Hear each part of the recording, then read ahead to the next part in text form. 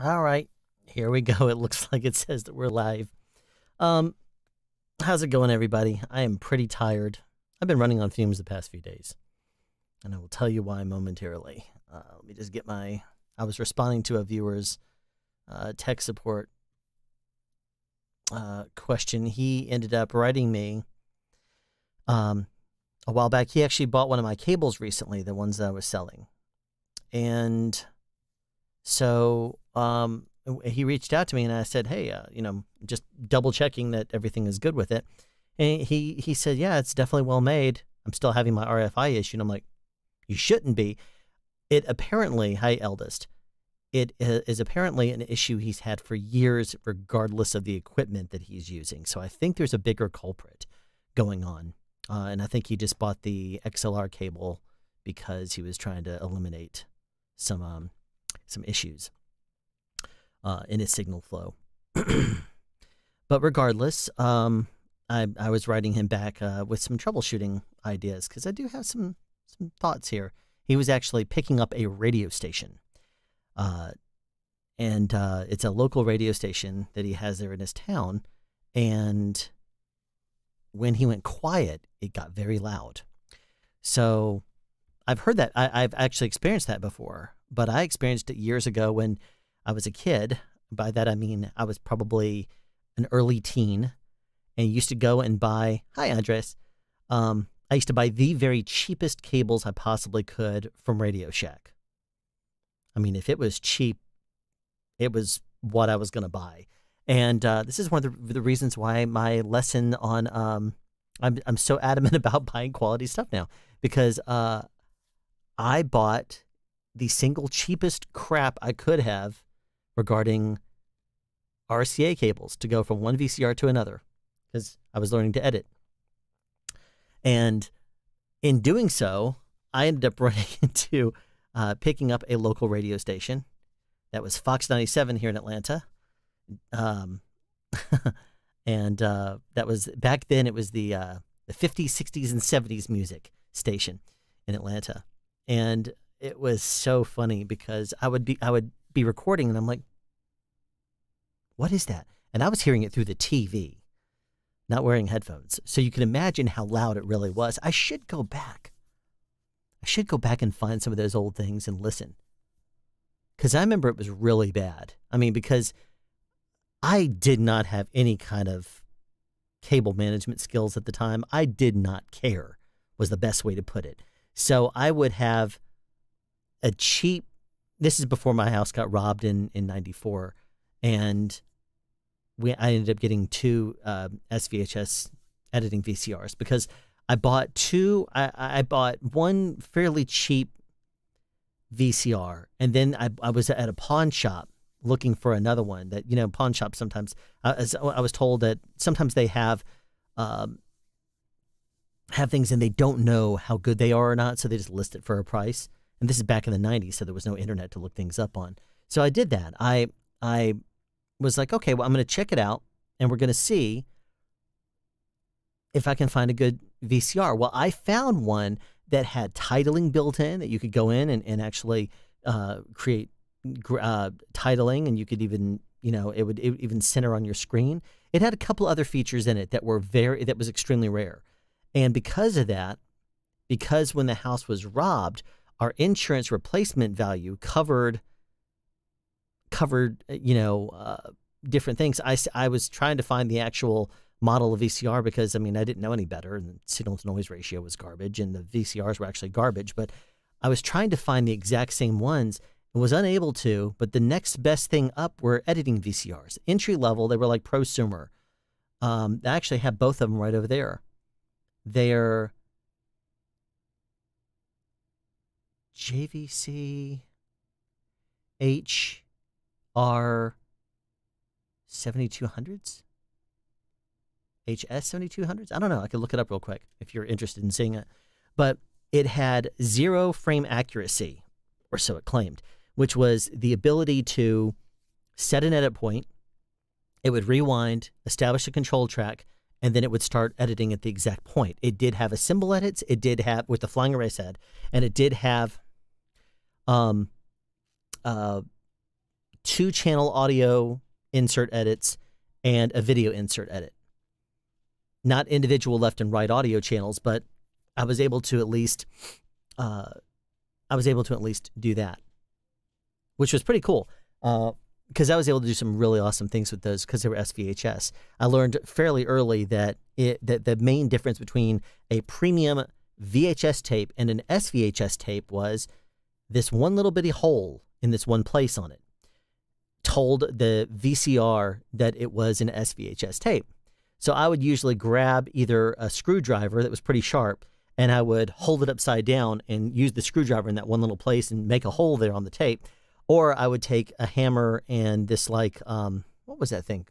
It had like a hexagonal shaped little point. It was like it was for putting needle or like holes in stuff. Driving in the tip of a nail into a piece of wood or something like that, and just tap it in.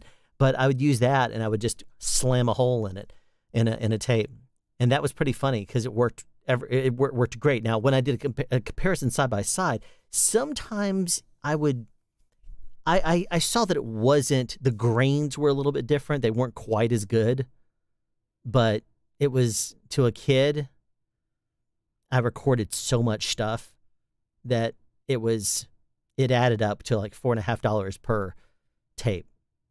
And that's if I bought them at the Tape Warehouse, which is now defunct, because they offered the very best prices. And so, but anyway, before, when I was just using those piece of garbage VHS video cameras or video VCRs, I would buy the very cheapest Radio Shack RCA cables to connect up the audio. And when I went quiet, I would hear I think it was WFOX. I could be mistaken, but it was Fox 97. Fox 97, I remember listening one morning and hearing Randy and Spiff, whatever it was. There was a morning show that the two comedians on their morning show, and it was a day that I had off. I think it was a day that I was off from school, and I remember like listening, and it was like, Fox 97 WFOX. I think it is WFOX. Fox 97 WFOX, this is Randy and Spiff in the morning. I was like, wait a minute, whoa, wait a second. I'm hearing them coming through the TV. Is that the radio station? And so I started listening a little bit closer. Tony, I just responded to your email. Thanks for tuning in. I just responded to your email before I went live, so check that email.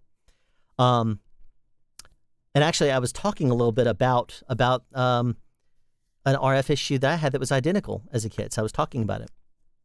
And so my two VCRs, actually using that cheap audio cable, I was hearing a radio station.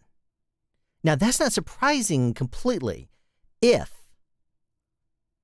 it's unshielded, like if it's got pretty garbage shielding, if the radio station tower was too close to the house. Hey Curtis, how's it going? Thanks for coming in here, and Levi, welcome. But what was really interesting, though, is that picking up the radio station like that, it was that the cable was running amongst all the power cables that were behind the VCRs. And with the TV and everything, you can imagine all the electrons that were interfering with that little cheap garbage, the cheap garbage RCA cables I was using. And so, since I really didn't want to spend the money, I thought about it, and I said, you know what? If that's a radio station, I wonder why that's happening. And I thought about it, and then I realized that it was running through, since, like I said, I was a kid. I didn't know any better. And by that, I mean, I think I was like 16, 17. And so I had it running through, I was given for Christmas, and didn't realize signal to noise ratio was garbage on this too, the SEMA Pro Edit 3, which is not a good device at all. It was very badly distorted. And I knew that from looking at it and said, this is not going to last. But using it to control, little sliders and the faders felt like complete garbage. Whenever I would mess with the levels and brought the level all the way down using this thing, it was very bad quality. I was hearing hiss. I would hear, all kinds of sounds.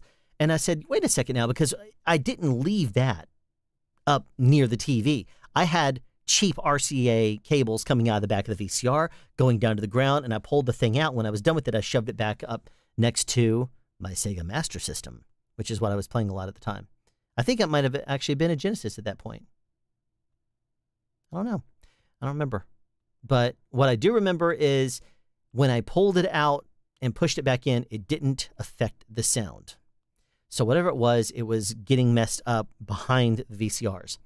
So what I decided to do is experiment a little bit, and I routed all the power cables behind the VCR and the TV and everything one way, and I ran all the sound cables the other way. And so when I went out and around the side of the VCR on the side that was closest to the RCAs, it actually got rid of the RF. And I thought that was kind of interesting. And after that, I said, I wonder what would make this not happen, because I can't imagine this to be something that is common if you use better quality stuff. I would assume that the cables would be better, because I was asking around a little bit from the people that I worked with and knew, and some of those guys were like, well, if you use a better cable, it's not going to happen. I'm like, really? Cable really matters? And they're like, yes, it's going to matter. Where'd you get the cables? I'm like, Radio Shack. And they're like, yeah, get a better cable. I'm like, I don't know where to find a better cable. Now we have the internet. But back then it was not an issue. It was not something that I was very aware of. So anyway, good times there. We have a little bit more. I'll have a little bit over 15 minutes before I'm going to ask a couple of questions to see what you guys have to say on something. I'm looking for some feedback, mainly because, no, I should almost just say it later, but I'll go ahead and say now. I'm looking for some feedback because I have a couple of ideas, and one of them is because I'm looking for some more fun in my life right now. I'm shut down. The film industry is shut down because I'm non-essential. So, as you can imagine, there's a lot of boredom in my life right now. And I know you could probably say, oh, but you have 3 kids, you have a wife, you have a lot of videos you could shoot. Oh, it's amazing how quick your time fills up real quick when you have a family. If I were single during this thing, you better believe I would be making videos like crazy. I'd probably be live streaming probably not 24 hours a day. It's not Ed TV. But I would be doing constant videos, like nonstop, one thing or another. And it would just, but it's amazing how when you have a family, they want to play a video game and you sit with them. They want to run around the room. You play with, you chase them. They want to go to the pool. They want to do whatever. And my wife has also, been sick. So that's also been part of it as well. So right now, it's funny that there's so many people right now that are doing what with the shutdown time. They're doing absolutely nothing except watching TV. You still think I'm non-essential? Still think TV people and movie people are non-essential? Because that's all that we want to do is get out in the field and do some movie stuff. And people are saying, well, I've already watched all that. It's on Netflix. I need to do something else. I'm going to subscribe to Hulu. Try that one for a month and watch all their stuff. It's like, okay, fine. If you want to sit around all day and watch stuff, that's fine. But anyway, gaming with sound speeds. What does that mean? Oh, you're gaming right now. I am not. It happened to me with an external GPU I have into my laptop through Thunderbolt. A lot of interference coming out of the speakers. I had to plug it in with a connector without ground pin, and it worked. Yes. That was... Tony, are you still in here? Or did you look at my email? Because because I'll tell you what my thoughts were. Actually, let me ask Tony if he's still here, if he's okay with me not doxing him, obviously. But I was answering his question, and if he wouldn't mind me at least throwing out and generally talking about his situation to see if anybody has any other ideas. I mean, Curtis is in here; he may have an idea, and I would say my idea, the one that I came up with, and I sent him, and it gives him a little bit of Okay. Tony has given a green light. We did a commercial today and tomorrow, but it was MOS. Okay. No sound. You need sound. Hire me. I'm not gaming, unpacking. Okay, I'm in a new place. Gotcha. JWK, of course, acoustic environment is paramount, but there's a best voiceover technique for somewhat boxy sounding isolation booth. Is there a best? Yes. Let me adjust Tony's thing real quick. He did have, I think he said he had a cheaper microphone, but he's now using the AT 2035. He said with his cheaper microphone, he was using the Fedhead Phantom with it in line. And it was going through another cable. Now it's going through the cable that I made him and sent him. And it's going into a Zoom F5 recorder. So what I asked, and Tony, if you want to throw it out there to me, are you powering off of the wall? Are you using some sort of an adapter and recording directly in through the wall? The reason I was asking that is because power, if you're self-powering off of just the H5, there is no chance he is battery powered. He's just saying now. So because he's battery powered, correct me if I'm wrong, Tony, it's going straight out of the microphone into the Fedhead Phantom, which is plugged into the microphone, going straight down the cable and into your F5. Is that correct? Or H5? Because if that's correct, I would say lose the Fedhead Phantom. About 2 years ago, probably closer to 3 years now, I was troubleshooting an issue that somebody had sent me, and I said, okay, I said, let's remove everything in the signal flow path, and we got rid of the Fedhead, and instantly his problem went away. He still had gain issues, but it ended up being that the Fedhead actually had some sort of an RF issue. So we tracked it down to the Fedhead. So what I'm curious about is if his issue, which sounds like radio, it's a radio station that's in his area. I'm wondering, since it's going straight out of his microphone into the Fedhead, through the cable that he replaced his old cable with my cable into his F5. The cable is not the issue because it was also doing it with his old cable. So it means, to me, it's one of the other components. Now, I do have a couple other ideas I threw out at him, but what I'm curious about is, and Tony, if you want to tell us live, that would be great. Did you remove the Fedhead and try it where it's just going straight out of the mic into my cable into the F5? Because if you try that,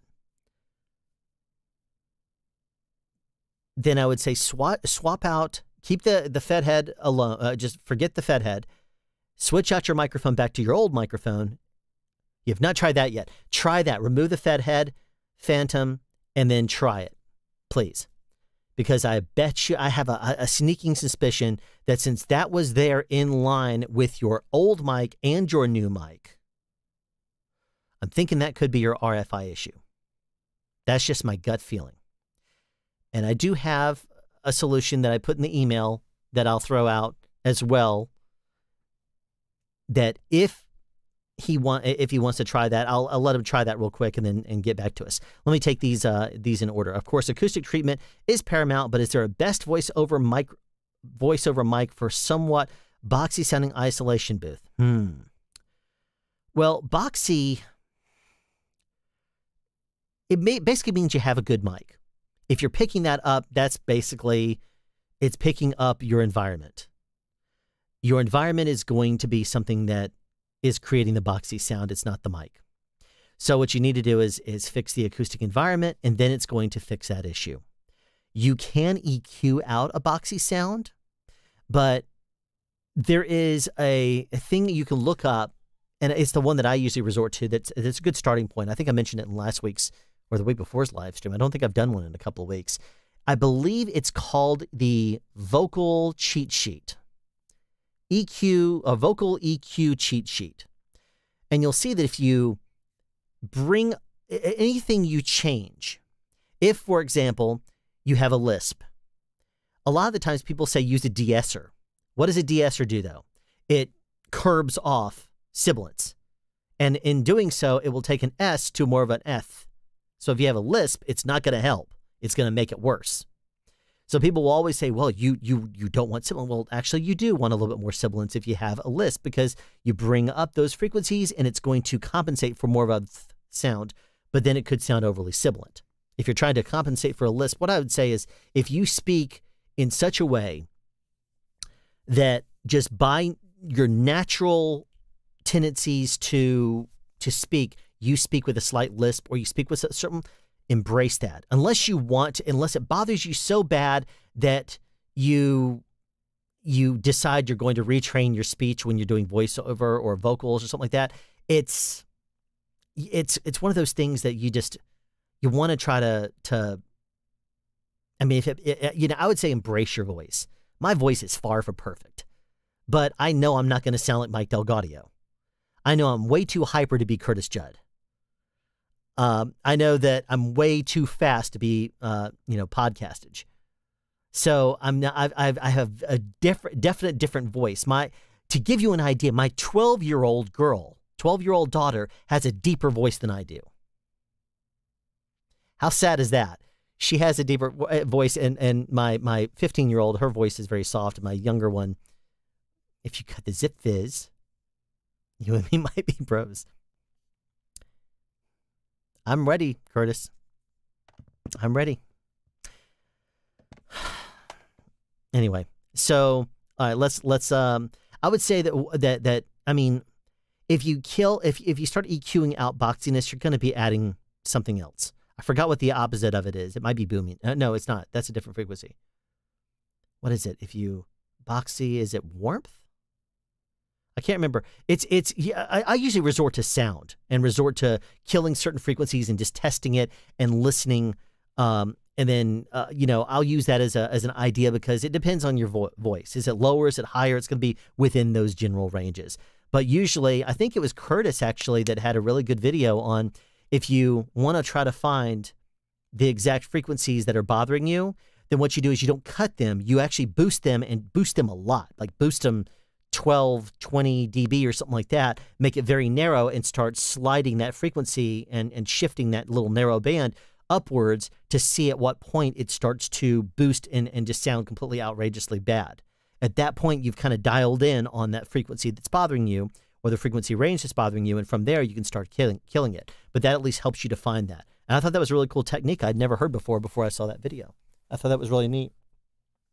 But anyway, so that's something that I would say that if you want to try EQing it out, you can. It's just, the thing is about EQ is a lot of people I know will say don't use it to increase something, use it to decrease something. But then the problem is when you increase or when you decrease one thing, you're increasing something else. If you decrease boxiness, you're going to be adding something else, because it's all connected.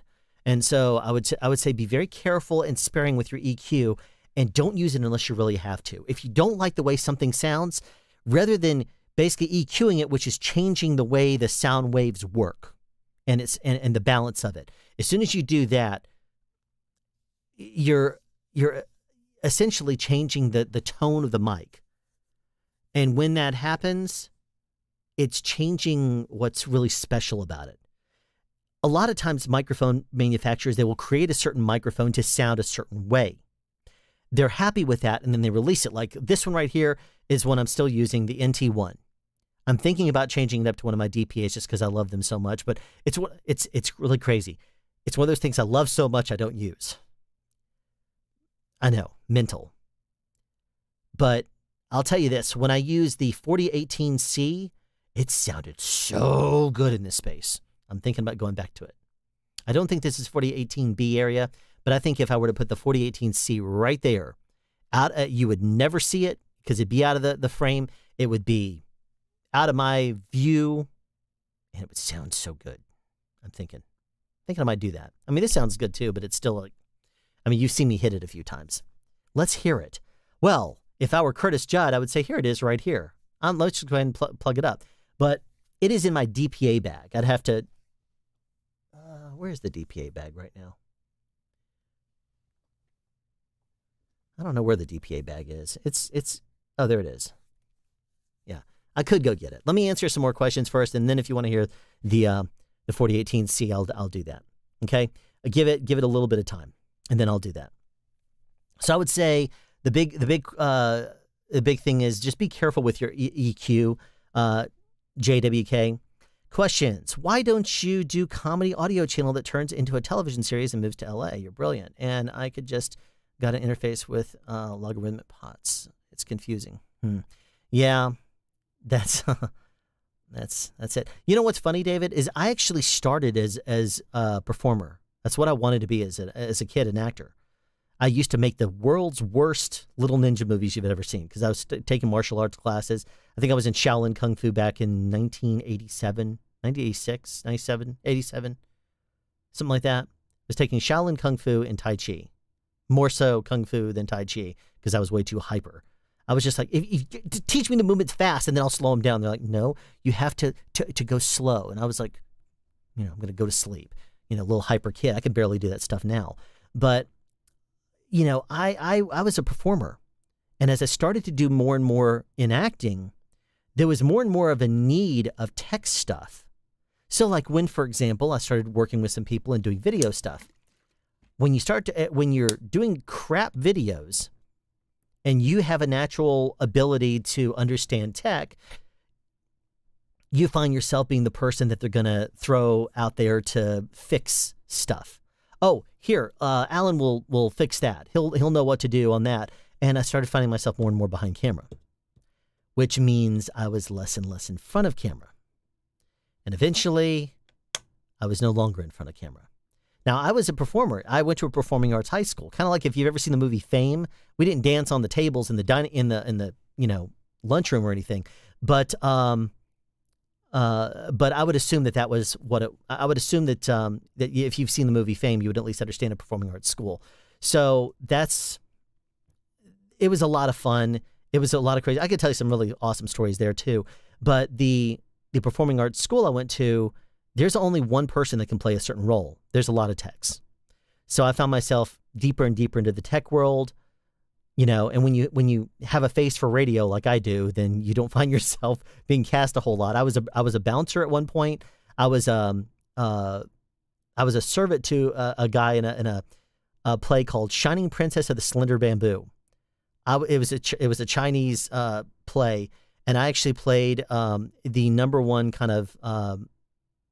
He had basically two servants, and I was the strong one. The other one was comically weak. I was overly comically strong. I was in a lot better shape back then. And the Prince Ishizakuri was the one that I was the strong servant to, and we did some funny things in that play. But anyway, so that was, I think, one of the last times I did like Huck Finn. The only time I've ever sung in public, I did a comedy. A thing from Huck Finn where I sang a song called Hand for a Hog, where, anyway. So I'll basically just say that, comedy audio channel, probably not so much. But I will say it kind of feeds into a little bit of what I'm thinking about.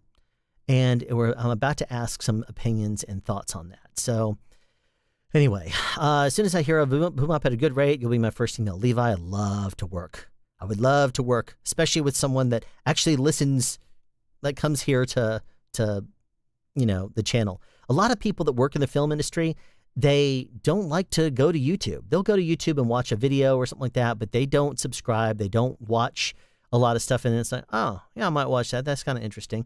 But they don't really get into that. They don't choose to go to YouTube for information. And a lot of people do not consider YouTube to be a place where you can find a lot of reliable information.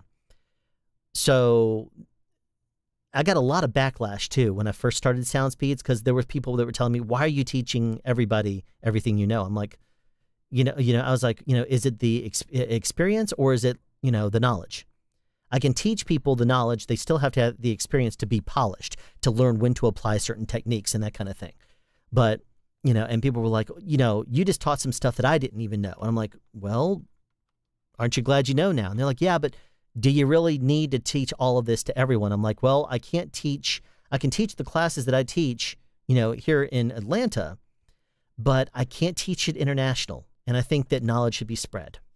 One of the reasons why I started the channel to begin with is because I kept getting the same questions over and over again. And I was like, you know what? I'm going to make some videos. That way, instead of answering the same thing over and over again, I can say, watch this video and I'll explain everything.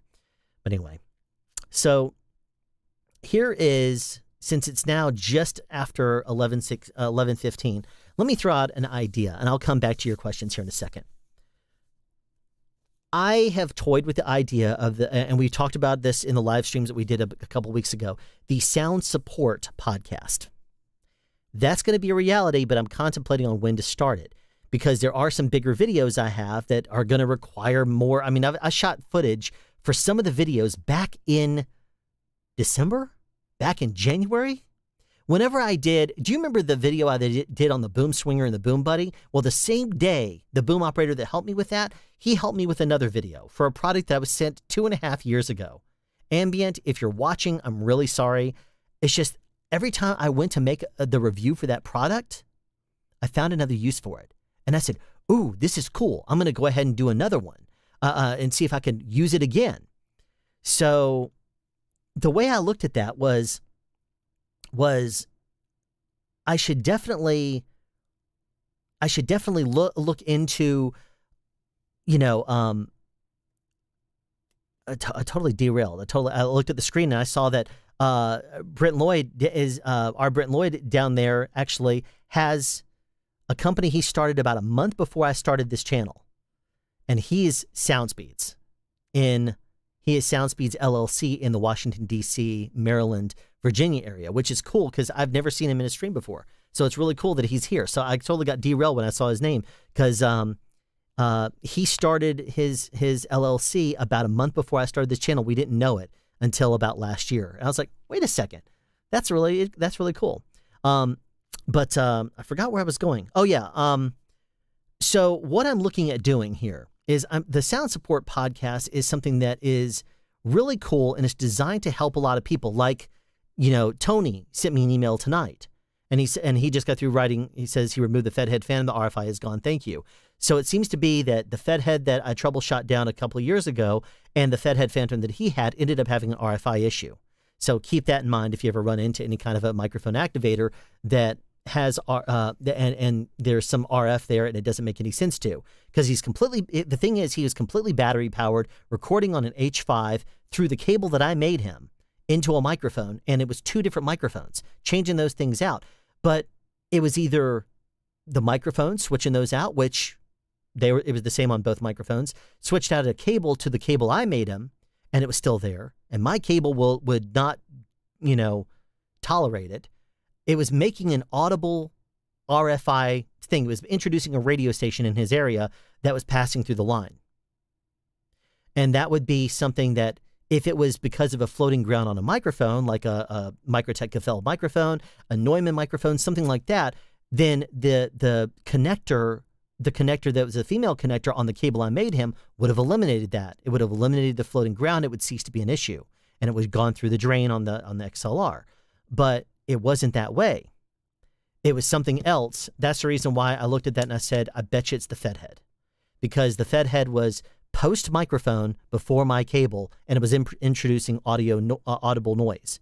Now, a lot of the times people will write me and they'll say, I'm thinking that it couldn't be the microphone or the cable. I'm thinking it's my interface or my computer, and they're trying to eliminate a noise. Well, I'm looking at this saying, when did the audible noise start? It had to start before it went through the analog digital converter, if it's an analog sound. So it's going to be your microphone, it's going to be your cable, or it's maybe your interface, because as soon as that interface turns it into a digital sound, it's not going to be your USB cable.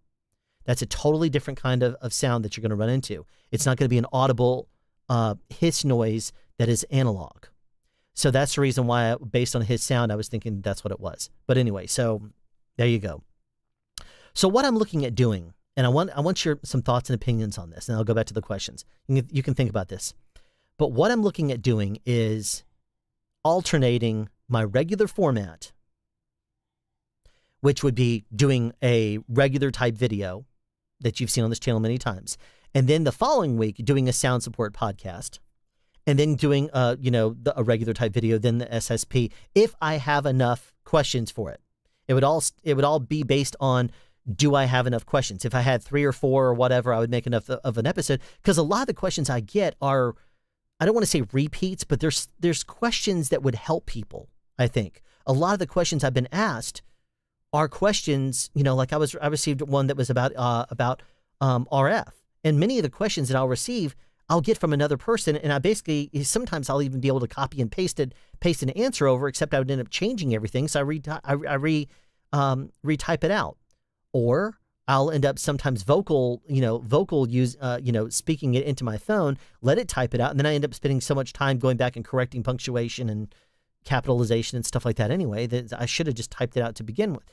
But that was one thought that I had, is what I thought about is doing alternating episodes where I would do a support podcast on the main channel and then do a regular type video, because I do a new release usually on Mondays.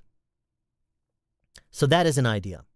If I do that, then here's something that if Curtis is still in here, he might appreciate. We were talking about this on Twitter between me, Curtis, Bandrew, and Kevin, Basic Filmmaker. We were joking around back and forth, and suddenly I got this idea. We keep receiving emails from companies that obviously do not bother to check what kind of a review channel you are, what kind of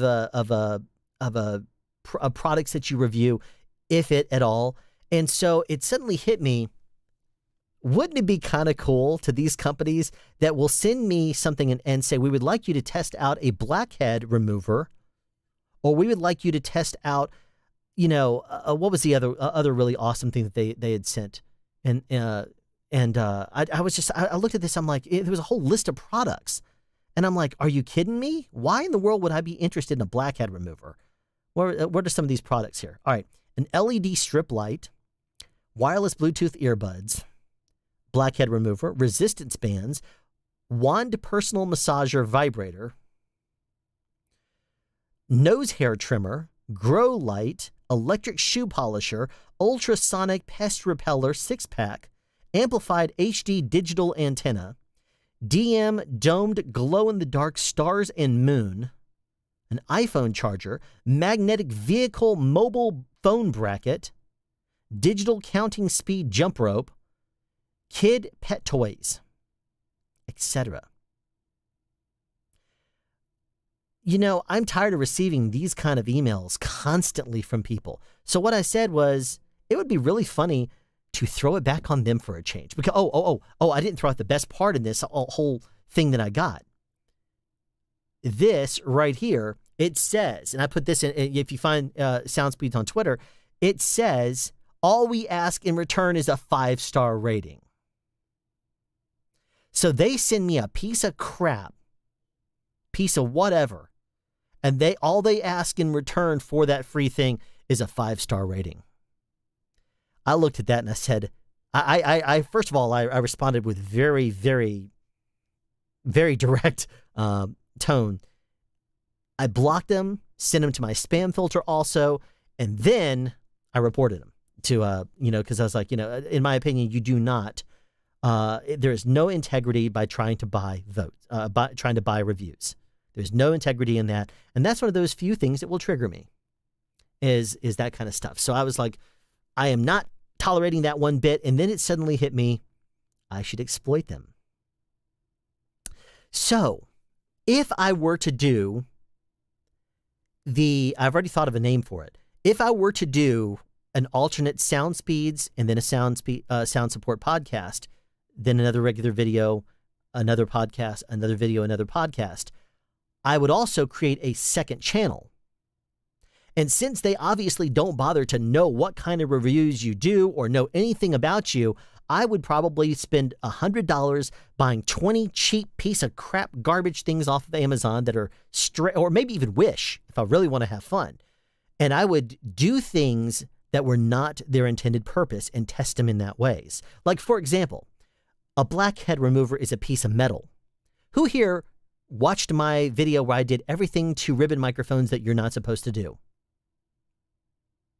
Wouldn't it be fun to see me do, like, perhaps see if it would conduct electricity and, see at what point, like, if I could put alligator clips and plug it into a wall, if I could, I could electrify stuff. It would, if I could get the thing to sizzle, or maybe if I didn't think it was that way, what if I were to get a lime and see if I could shave a lime with it and see, that kind of thing. I don't know. Just thinking off the top of my head. I would obviously want to think of some really good things to do, but then do a totally separate channel just screwing around with stuff and completely. And then basically whatever it would be, this would obviously be one of those things that you were talking about, comedy things, but it would be, I thought it might be kind of funny, but I could not do that in SoundSpeed simultaneously and release brand new content for that every single week. Geez, I'm staying up sometimes multiple nights in a row until 5 a.m. and then getting up at 8 in order to do the SoundSpeed videos that you're familiar with. But I thought that might be kind of fun, and I wanted to see what your thoughts and opinions were of that.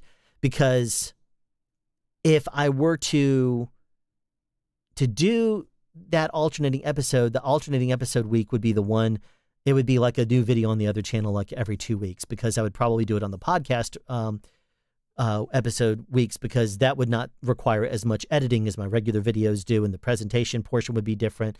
I would end up doing that totally different. So I could continue the same stuff as I currently do, maybe throwing in a podcast episode every now and then, or I could mix it up, alternate the regular type of SoundSpeeds video, then a podcast, regular video, podcast, regular video, and a podcast, and then completely take advantage of these people that say, hey, we want to send you a piece of crap thing. Would you give us a 5-star rating or whatever else? Well, on the second channel, I could say, after destroying whatever the product is, and I do have a name for the channel already. It would be fun. And I would basically be doing exactly, I would basically be getting whatever this product is and doing things to it that I'm sure they're not wanting me to test it. They would not want me to do what I would plan on doing. They would not want me to probably destroy something in every single episode. And then, I mean, if they wanted to see a 5-star rating, by all means, I'd say it destroyed quite well. And I would put that in the review. If they wanted me to do an Amazon review, oh yeah, I'll do that, no problem. But I'm not going to get into the trap of after a 5-star review, we're going to reimburse your money. That crap I won't do. But if they want to send me a product and, they want to do that game, fine. I will have no problem with destroying or doing whatever I want to with that thing and making the most useless review for them as possible, because I think that'd be a lot of fun. So looking for thoughts and opinions, go. That would be fun. So let me go back to your questions. In the meantime, we'll come back to this once I work through this list. Okay, so all right, let's see. I think the Fed head has an RF issue. Matthew McKever, yeah, I'm doing fine. I'm doing a lot better now. I mean, I was extremely tired. If you go back and look at the DVR on this, I was very tired when I started off this video. I was just like, yeah, hello, how's it going, everyone? Pretty tired. Now I'm pretty alert. We have 12 likes. We have 24 people in here. The number is fluctuating between about 23 and 29. So people are popping in and out. It's cool. It's great to be here. Great to see people. And now, because I'm blabbing away and talking nonsense like I normally like to do, we are wide awake. And currently, I know Curtis Judd really wants me to have my Zip Fizz, but I might not need it unless people tell me I should, because it was funny if you watch the live stream that I did with Michael Wynn, that we turned into adding Curtis and adding podcastage for a couple of minutes, and we ended up with Kevin Basic Filmmaker. We just talked for like over 5 hours. And what was really funny about that was it was the only time I think I've ever heard somebody gasp at something that I've done. Well, with exception of one of my ex-girlfriends back in high school. And when I pulled out the Zip Fizz and started to do my typical thing, Curtis was like, he was like, oh no, he was apparently surprised by that. It was kind of funny. I went back and watched it. I was like, what did it look like? I think the vet head has the issue, but I'd get a Faraday cage before I'd give up, though. David, it's really funny you say that because I don't remember if I just said it or not, but that's what I told him is if he removed the fed head from the line, you had the mic that had an issue, either one of two mics with one or two cables, including the one I made, and then the other thing that be the same as the H5. If it was battery powered, I said, collect up everything. In the email I sent him, I said, collect up everything, wrap it up in aluminum foil. If you don't have any Faraday cloth, which, is great stuff. We have some that I used in a video a long time ago. I think it was RF Love Space or something like that. You see me holding across because I was talking about Faraday material. And anyway, I said, wrap it up in aluminum foil if you don't have Faraday material and see if it reduces at all if he's inside of his booth. And because that should take out RF that would be coming from a radio station that would come in through that line. But he ended up finding that it was the fed head, so he didn't even have to take it that far. But anyway, there you go. Curtis Judd, agreed on lisp being an inverse of sibilance. You push a de-esser too hard, you end up with lisp. If you cut the zip-fizz, we might be bros. I could be your much shorter, fat version of Curtis Judd. Matt, what is this? Vithrioy. What are the pros and cons of using a noise gate? Ooh, okay, that's a good question. Well, first of all, it depends on how aggressive you want to use it. A noise gate, if you're not familiar with them, what they are designed to do is cut out a little bit of background noise that you would normally have. I use a noise gate on everything that you hear. Right now I'm using it. I don't know if I were to disable this, you hear my volume drop because I'm boosting it up because of the compressor also. But what I usually end up doing with my videos and things is I will usually eliminate, if not all the background noise, I will usually eliminate most of it. And I did a video recently on how I process my audio for YouTube, so you could check out that. But the advantage of using noise gate is that if there's long periods of quiet, people are not going to be hearing, background noise. They're not going to be hearing your kids laugh and joke and whatever. They're not going to be listening to your ceiling fan if you're using one. I don't know what you're doing. What you do if you do gaming, if you do voiceover, then you should be in a quiet environment. You should technically not have it loud enough where you would hear a gate kicking in and out. But if your settings are not right on the gate, you can hear what almost sounds like a hiccup, depending on how you have your settings there. Because if they engage too slow, or if the, oh no, that would not be it. If the noise gate disengages too slowly, then it would cut off a little bit at the beginning of your sound. If it kicks in gear too slow, then you may go quiet, and it might, depending on the one you get, it could either go like this as it kind of slowly starts removing it and kicking in gear, or it would be kind of like this is like, imagine way boosted, or it could be, it could create all kinds of different sounds that you don't like. But normally you don't have to run a noise gate that aggressively. You could, if you want to use a noise gate, the best way to do it would be to just tame off some of the background sounds. And it basically, like my noise gate here that I'm using during the live stream, I never shut up. So if I go quiet for a moment, that's when you're going to basically hear that noise gate kick in gear. I'm looking at it right now, and it's basically solid red because I'm blabbing away. But if I pause, now it's kicked in gear. You don't happen to hear the fact that, my whole entire family is here. I'm close to a mic also, which helps. But this entire house, I have a ceiling fan that's on because I forgot to turn it off before we did this, but it's lost underneath the sound of the air conditioning.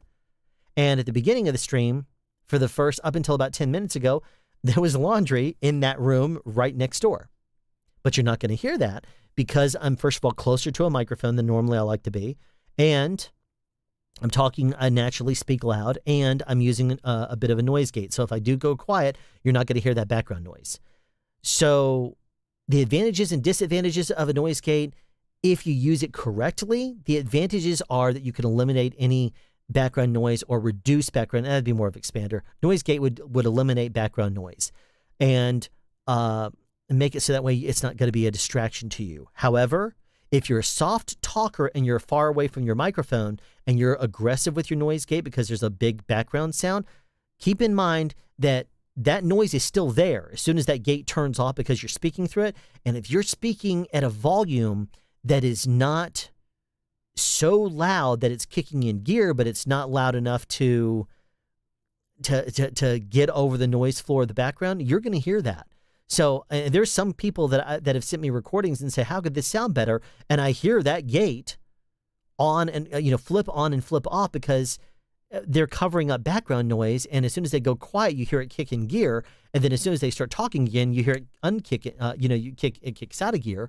And it just sounds really awkward. So you have to be careful with your noise gates. But hopefully that answered your question. If it didn't, then by all means, please ask again. Or please ask for more information there, Matt. Oh no, let's hear it. Okay, Curtis, I will I'll get through this a little bit more if you want to hear the 4018. Actually, I said that when I get to it, I'll do it. All right, Curtis, have your way. Let me go get the 4017 or 4018. It's in the DPA bag. I'll be right back. Okay, it's right there.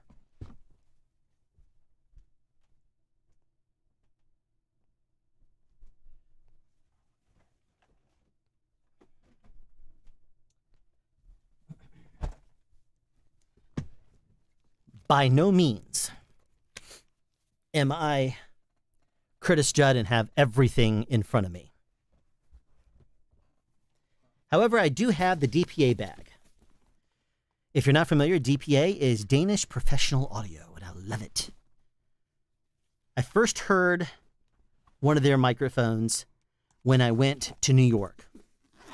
I was waiting to have dinner with one of the owners, Peter, and they had this microphone, the 4017B, not this exact one, but they had this microphone, which is my favorite microphone, in right there on the side of the table. And so I went ahead and made myself at home because I had like an hour. I got there earlier. I went to New York not to do work, but I went there to have fun. And I was staying with a couple of friends that I played Star Wars: The Old Republic with at the time. And I had never heard this microphone before, and I was having dinner with one of the owners. But I'd gotten there early, and I basically found myself going around to sound shops and being a New Yorker there. I didn't really want to go to all this touristy stuff. I only wanted to go to the World Trade Center Memorial. That's the only real touristy place I wanted to go, because I always wanted to go to the top observation deck of the World Trade Center that collapsed during 9/11 attacks. So I really wanted to do that, was not able to. But anyway, the 4017B was sitting on their table as a display piece. I was like, okay. I wandered over to the shelf. I grabbed a Zoom recorder. I grabbed a pair of headphones. I grabbed a cable, made myself at home, and I went around and started pointing the microphone at everybody. I walk over to one of the salespeople, one of the rental people, and just started pointing it in their face while they were on a phone call taking an order. And then I would walk over and point it at somebody else. And I would walk over and then point it at somebody else and just start playing. And I fell in love with this thing. If it was pointed at me, then I was on access and I sounded great. Neutral, I'd love natural sounds. If it's overly boosted, if overly sibilant, if it's overly bassy, I'm not a huge fan of that kind of a thing in a microphone.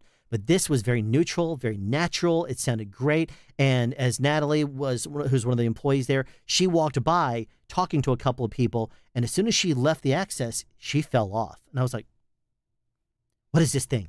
I love this thing. And so as soon as I was teaching a class, I think it was going to be lav techniques, but I went back to Atlanta and said to True Audio and Gotham Sound, I said, who do you know that works at DPA? I want their phone number, and I'm going to make a class about boom microphones, and I want them there to represent this, because at the time in Atlanta, we did not have a whole lot of people that knew about DPA and used their products. And Leonardo was the person they put me in contact with, and he brought along with him, where is it? He brought along with him a toy called a 4098. He brought a whole bunch of things he wanted me to listen to, but there was only a few products that I really dialed in on and loved. One of them is this little bad boy right here, the 4098. Now, if you've never heard this, this is a super cardioid little gooseneck microphone. It's about $600 and some odd dollars. But if you've never heard this, I'm going to plug that one up first, because I think you would be surprised at what comes out of this. That little bitty microphone is one that you can hide up in a visor. You could easily, you know, hide it up over somebody and it would point at them. And this little doodad sounds great. Yeah. Okay. Check this out. We're going to do this live here. Happen to have one of these adapters from DPA. Looks a lot like some of the other products that you've seen. This is the what they call the DAD 6001 DPA version, and it has microdot connectors, so you simply plug it in, or screw it in because it's microdot.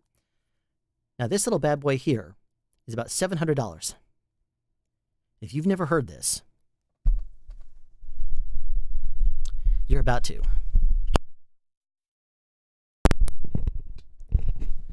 Okay, right there. This is, I should almost disable the processing, but this is the 40, I mean, this thing is farther away than the NT1.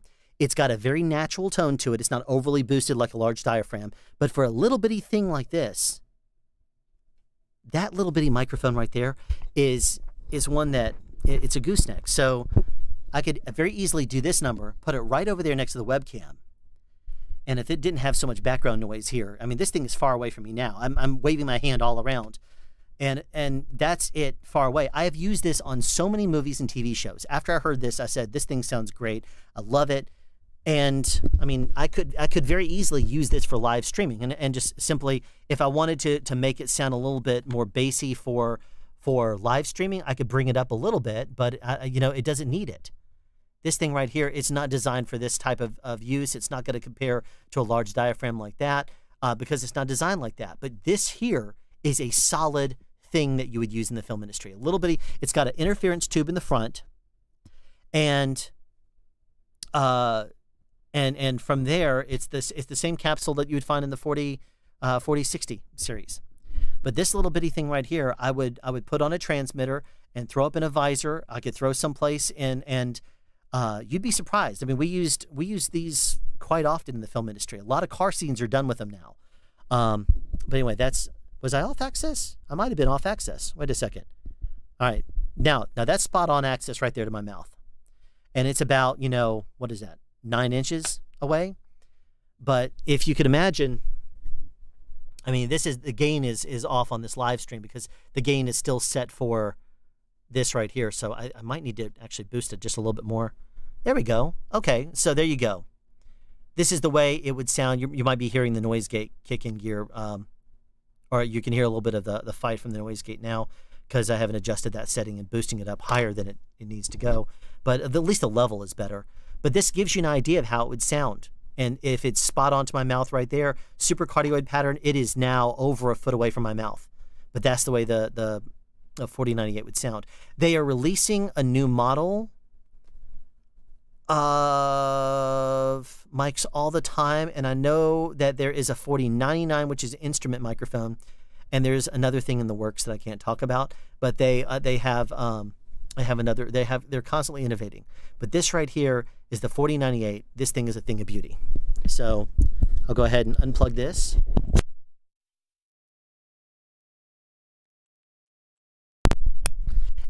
Oh, okay, let's turn this back down to a normal level. Does the mixer usually supply the mics to the boom op or both? If I'm your boom operator or many other boom operators that take it very seriously and like certain things, if a sound mixer doesn't have something, we'll sometimes say, you mind if I bring this and bring it, and they'll say, yeah, sure, I'll give it a listen. And so a lot of the times you'll have boom ops that do that. Sometimes boom ops will be very influential in their mixer. Sometimes mixers are just stuck in their ways and want to just use their gear or whatever. I have worked with mixers that will add my gear to their insurance for the package. And so that way, if it's damaged, it's covered under their insurance, under their sound package. But anyway, so There you go. There's the answer. I've worked with mixers before. They're like, I'm not buying anything else. I'm like, well, that's fine. Can I bring in something? Yeah, sure, I'll listen to it. And they're like, what is this thing? I want to buy. And I've had mixer that told me he wasn't going to buy any more gear because he was happy with what he had. And then he turned around and bought 4 of these things as soon as he heard it. He was like, what is that? And he went ahead and dropped like $2,500 on a whole bunch of accessories and 4 of them anyway. All right, so let's put this away and we'll pull out the microphone that Curtis wanted to hear. Curtis, do you have a 40? Do you have a 4018C? You'll see instantly the advantage. Where is that microphone? There it is. Wait a minute. Where is the other thing? Oh, there it is.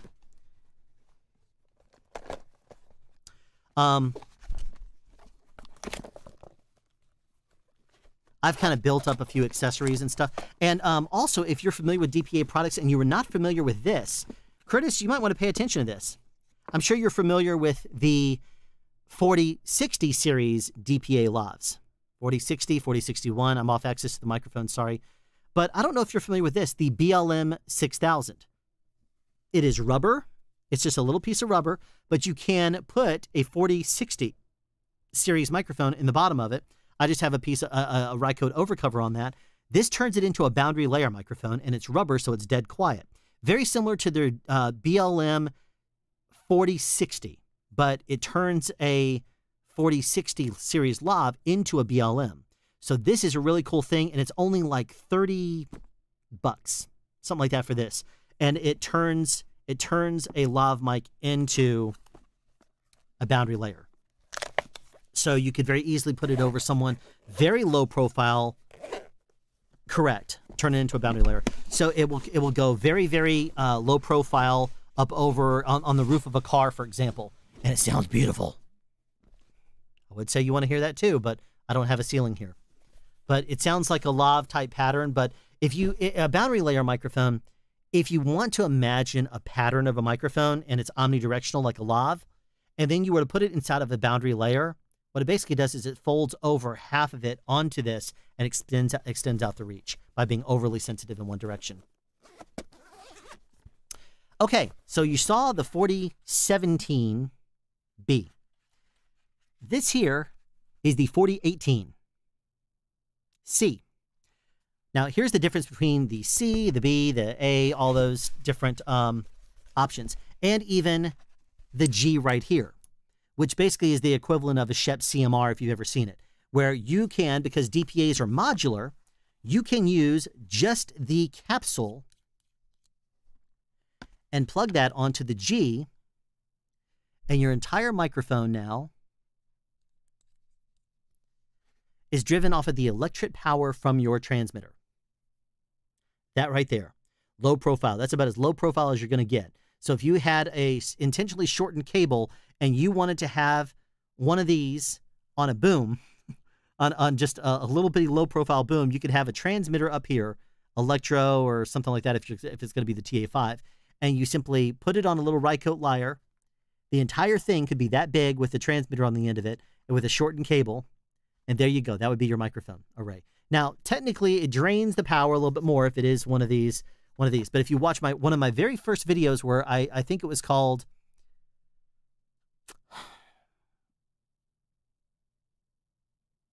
oh, what was that video called? Tested the Lectrosonics battery life.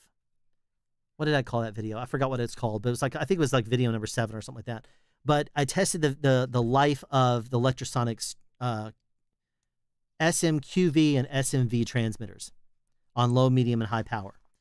And I used that exact device right there when I did it because I wanted to put an extra drain. And it did not actually, surprisingly, hurt it that much. It did not hurt the power drain very much. They still lasted like hours. Okay. So one of the episodes of the Sound Speeds podcast way back in the day used this little bitty microphone, which I've already mentioned is modular. Now, here's the difference between the A, B, and C preamps. If it was A, it'd be a little bit longer, And there is a 20 dB switch right hidden inside of the XLR. So if you need to engage a little button in there to turn on a 20 dB pad, you can do that through the A preamp, which is a little bit bigger. The B preamp has a high shelf in that, would boost the high, which the idea is to overcome the amount that you would lose inside of a Zeppelin. Good night, Brent. And if you, and then it has a roll off as well for the lower frequency. So if you get a little bit of wind across a microphone or something like that, you can roll that off a touch. Now the C preamp is compact. It's lower. It's MMPC. So it's MMA, MMPA, MMPB, MMPC. And so that's the nomenclature regarding the DPAs. Let's listen to this one. Sorry for that terrible, terrible sound right there that you heard. Now keep in mind it's not a large diaphragm, so it's not designed for it to be close like that. Let me actually compensate with the gain here. So now the gain is set to where it should be. You can hear how full this thing sounds. It's actually, you know, far away. It's closer to the camera than this. It's about probably, how far away would that be? Maybe 12 inches away? How much is that? That's what about 8? Distance between the thumb and the pinky, and then that's probably about another 4 on top of that. So this right here is up next to the webcam. This is the way I sound directly on access to it, and it's a good almost 18. That's probably a good 18 inches away. So it's. I mean, you're catching bounce off the rear lobe. I'm hearing rear lobe bounce off of the computer monitor at this point because it's right in front of it. But listen, and you can hear me breathing on it because I'm not using the windscreen. I don't like using those unless I'm booming with it. But you can hear. Sorry about that. You can hear how natural the tones are on this microphone, how rich and crisp, and it's obviously going through the internet. It's not going to sound nearly as good as it does if you're listening to it right here. If I were to hit record on this, actually, there's an episode of the SoundSpeeds podcast. If you go to youtube.com/SoundSpeeds podcast, thanks for the people that actually subscribe to it, enough to get it up to 100 so that I could get that URL. But if you go to that, or if you go to soundspeeds.us, you can use that if you want, and then click on podcast and we'll take you over there. But if you do that, one of those episodes you will see is, I have this little doodad in front of me. But that is the way that the 4018C sounds. And if I were to use it for one of these live streams, I'd probably put it up there where it would be barely out of frame. And this would be the way that I would sound for most of the thing. I would actually redo. So I mean, I'm a little farther away than I am the NT1, which is usually when I sit all the way up here, the NT1 is like this close. But I mean, this microphone right now is, the 4018C is probably, 14 inches away at this point. I mean, that's a big, considerable distance. And it sounds really good. And I'm sorry that you're hearing a little bit of handling noise. I'm sorry that it's probably picking up. I would dial in on the exact angle, but there you go. I mean, I could maybe, if I wanted to play off the table a little bit more, I could do something like this. I'm hearing too much of those frequencies you don't like from the table. But anyway, I'm going to go back to the NT1.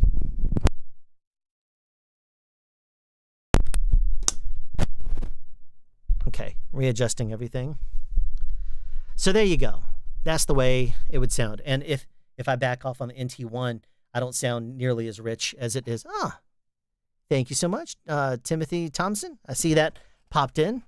And if you want to actually hear some direct samples of the 4018C, this is low profile. We're talking low profile. All sounds fine on my computer, on my phone speaker. Good. Cool. But yeah, that's a very low profile microphone. It's tiny. It sounds great. Now, if I'm honest with it though, it does not have as much reach as the 4017B. But here's what I will say about if you buy the 4017B, you could also use the C preamp or the C capsule on that. Actually, if you look back at Mike Delgadio's channel, I think he has a video from about 3 years ago that he says $1,300 for that. And he's holding up the capsule. This is a microphone. If you're familiar with the history and how when he had about 4,000 subscribers and he recently hit 100,000. Congrats, Mike, if you're watching.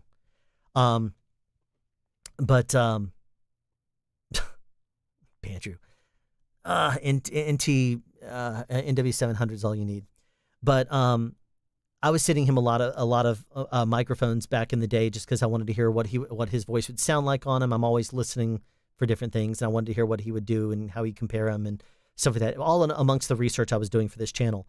And he did a video called $1,300 for that. So if you want to hear Mike DelGaudio's voice in his whisper room back in the day with that microphone, I sent it to him. But you can use the B preamp that was on the 4017B and simply take off this capsule and put that on the end of that preamp, and you'd have a high shelf and you'd have a roll-off.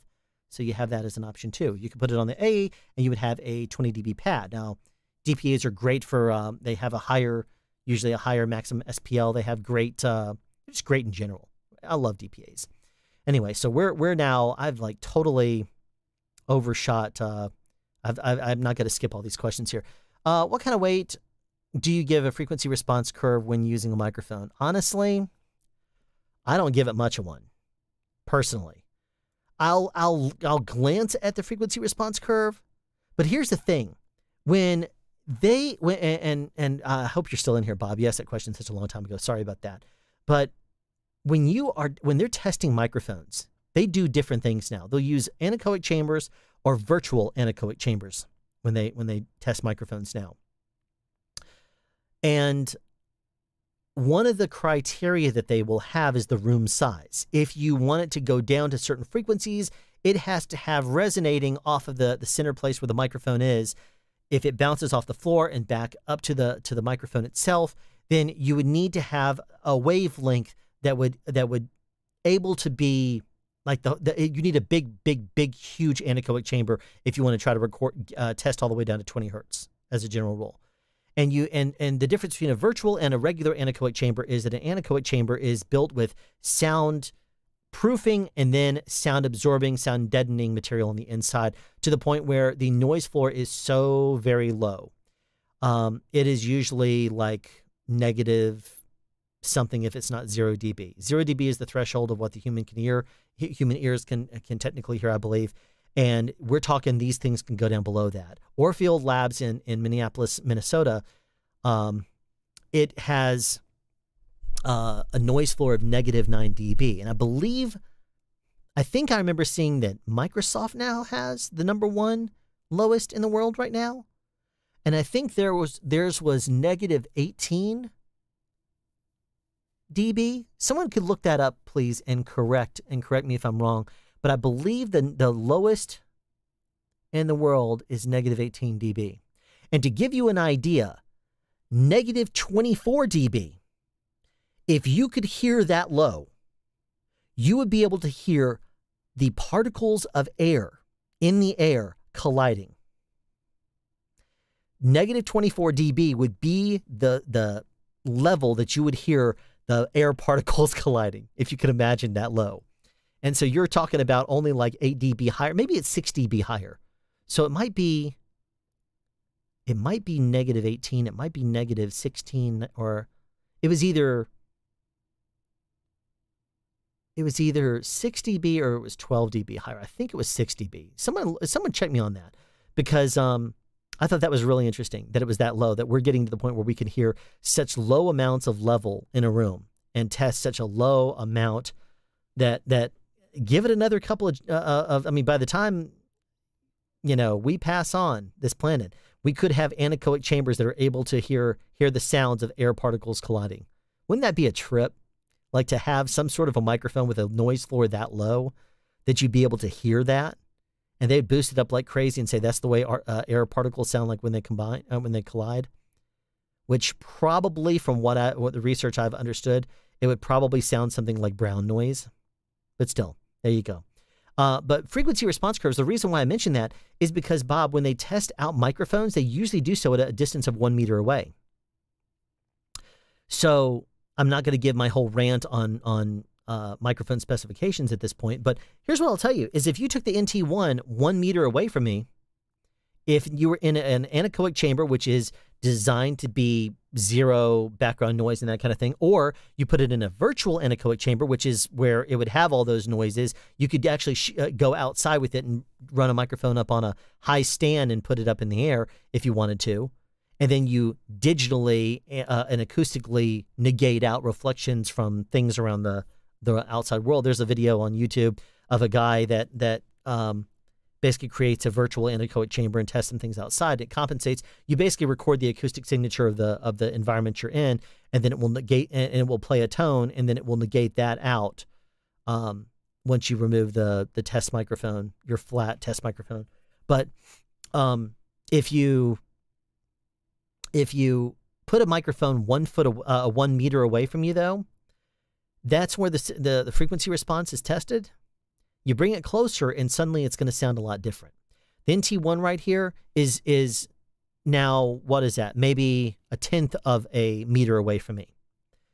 And based on that placement, there's a lot of bass that's added to that.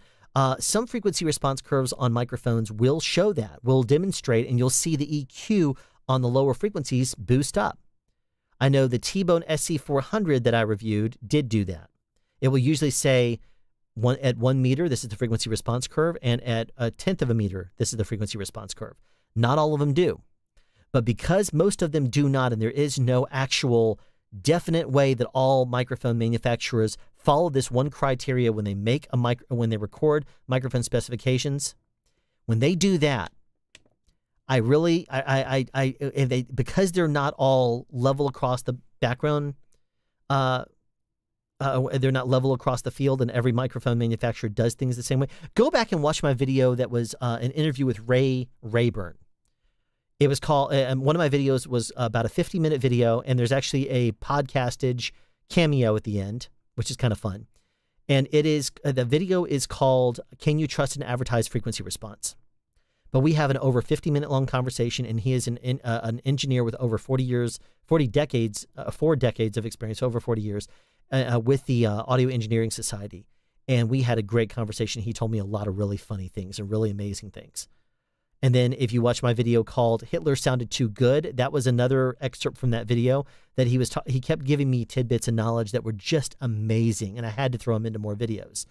And there's also a video that I have called the complete Ray Rayburn interview, and I think it was like 3 hours long. But regardless, when you test a microphone frequency response and it's that far away, and then you bring it close, because I mean, what I think is people should, the distance that you use the microphone, or maybe you have a few different ones if you're going to use a large diaphragm. Some people will get all the way up on the thing, and they'll speak into it way up close like this. Push that proximity effect, and when they do that, they're like, "Oh, doesn't it sound all radio-like?" I mean, I don't even like having a microphone in my face, as you guys know. I'll put the thing farther away and then boost it up and increase the volume of it. And I'd prefer to have it sound more natural. That's the reason why a lot of microphones, in my opinion, I'm starting to get into that rant, a lot of microphones, in my opinion, have a very similar frequency response curve. For that reason. Because they all look very, very flat, and then you'll end up having a little bit of a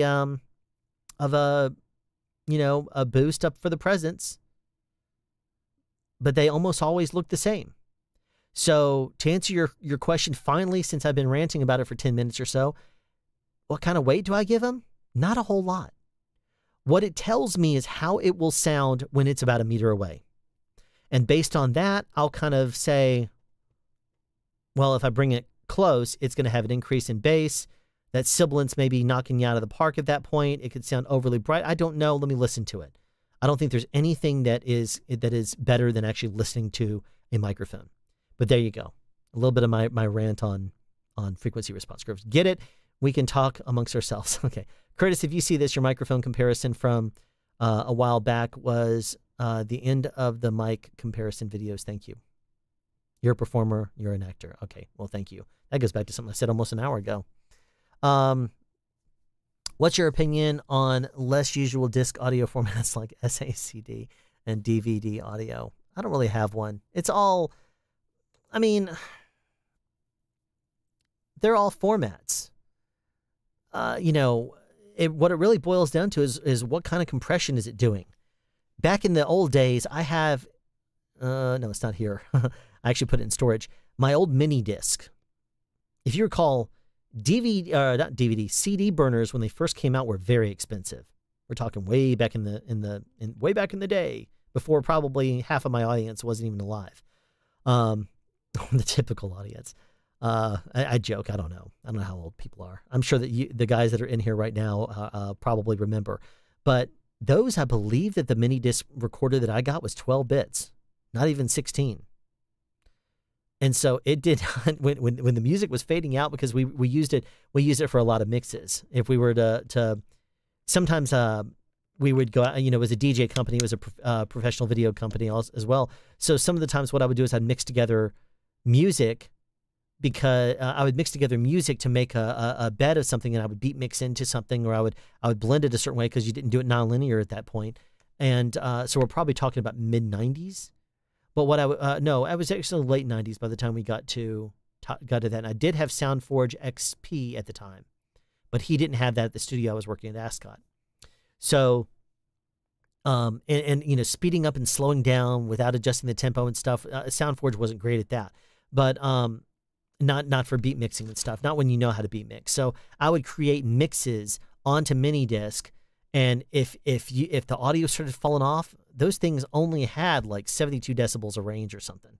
So as it started fading out at the end, you would hear it cut off, because it would start sounding like crap really quickly, because the noise floor wasn't able to match mini disc or what we record on now. We have it so good now. It's amazing. Anyway, so I mean, SACD or DVD audio, it just depends on what you like. Like. I really don't have an opinion about any of them. If you're talking about compressed versus uncompressed sound, we can have that conversation. But I mean, a lot of the times people, if you're talking about for like distributing music and stuff, most of the time people won't notice. If you did not know this was an NT1, and I were to switch it out with the King B, if I were to switch it out with even the NT1A, which is over there too, if I switch this out with most other microphones, if you were just listening and you didn't know what this was in my face, you would just say either you like it or you don't like it. You wouldn't know whether or not, this was an NT1 or whatever, which is one of the conversations that I have with a lot of professionals a lot of the times, is they'll say, we'll joke about things, and I'll say, and they'll say, oh, that doesn't sound right. That doesn't sound right or something. I'm like, well, it is. It's acoustically right. It's and they're like, well, can you do this? I'm like, if I did, you're not going to be able to tell the difference. And they're like, well, try me. And then they're like, yeah, I don't hear a difference. But because a lot of the times it's acoustical, a lot of times it's, they'll be able to, if you hear an A-B between two microphones, people will be able to tell you what they like better, but they won't be able to necessarily tell which microphone is which. So you can't really tell that unless you're very familiar with the way the microphone sounds. And if you're not familiar with the way that I sound on a microphone versus someone else, then you're definitely not going to know if it's blind. Like I could disconnect this live stream, plug in a different microphone, and if I masked it on camera and you could not see, if I covered it up just on that one side and you did not see the microphone. See why I don't like microphones in my face? It's in there popping the thing all over the place. If I were to mask the microphone though, and you didn't know what it was, you could tell me whether you like it or hate it. But you're not. But you're not going to know what it is, most likely. And I have quite a few microphones I could throw in there, and believe me, I'm not looking to add more to it. I'm perfectly happy with the microphones I have. Most of them just I don't use anyway. But anyway, so there you go. So SACD, DVD audio, I'm going to revisit this again. If you need it for a certain amount of compression, if you need it because it's going to accompany something, then fine, go for it. If you like the way it sounds, go for it. If you don't like the way it sounds, I really don't have a preference between a lot of formats. I'll usually look at the sample rate. As long as it's at 256 or above on audio, I'm usually, that's usually what I'll set things to. Anyway.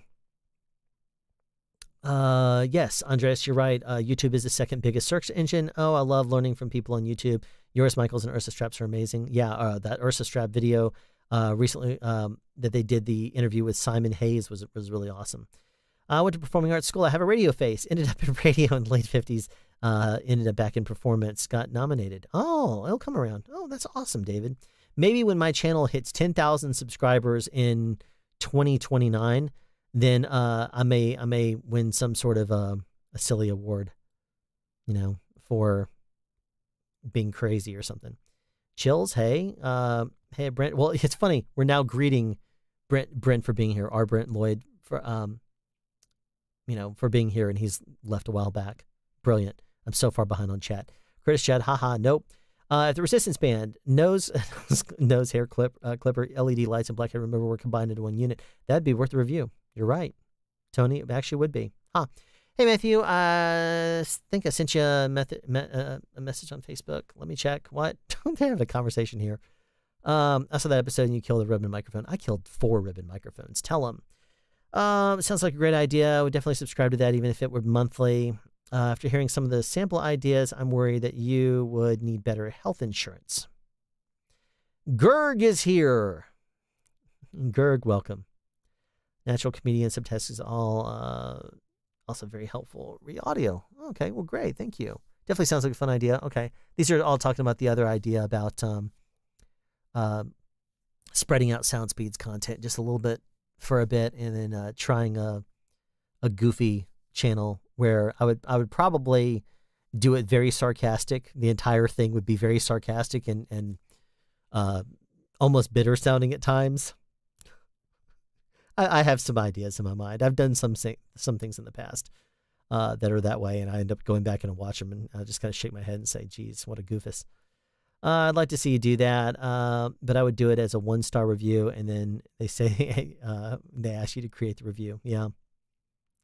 Oh, the reason why I would, if I would not end up doing any of the ones that would say, I want you to give me a 5-star review. I wouldn't take those. I'm not going to play that game regardless. But there's so many companies out there. We'd like to send you a product. We would like to send you a microphone. We would like to send you a this or that or this or that. And I have so many ideas of things I would love to do, but I don't want to waste any of my microphones. When I first got the DPA, or not the DPA, the Deity Connect system, there were some things I wanted to do to it, and I asked Andrew. I said, "Do you think it would survive this?" And he's like, "You're talking like crazy stuff." I'm like, "Yes." He's like, "It might not." And I was like, "Well, I don't want to destroy it. I don't want to just destroy it because I do like the system." So I was like, no, I'm not going to destroy it. I'll put it through some of the stuff I did in my first Deity Connect video. You saw me take the transmitter, throw it up in the air, then I threw it up higher, then I threw it up really high. I'll do things like that. I'll you saw, if you watch my S Mic 2 video, you saw that I took the thing into the shower, drenched it. Then I ran it through a purification process of dipping it into distilled water. And then I threw it in my clothes dryer to recover it. And that one, Eldest Bro, who's in this chat right now, I think he's still here, unless he's left. Eldest Bro actually has that microphone now. So, and he's using it like constantly. So awesome. Good times. All right.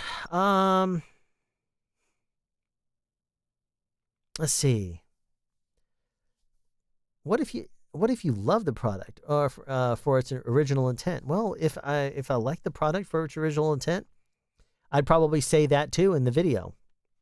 But I would still destroy it. I'd still do something crazy with it. What's up from Vegas, Comatose? Okay, cool. No, you're good. I'm back.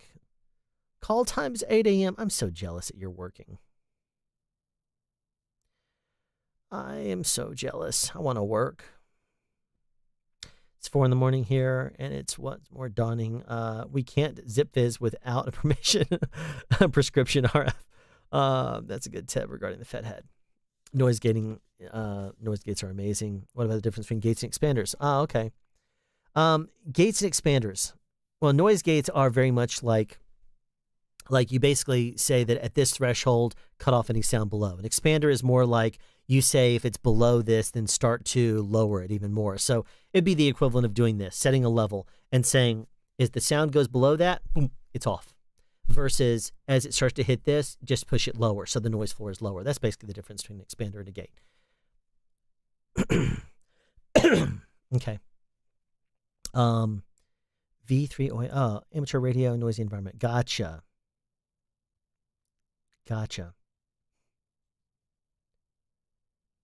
Amateur radio equals noisy environment. Okay, gotcha.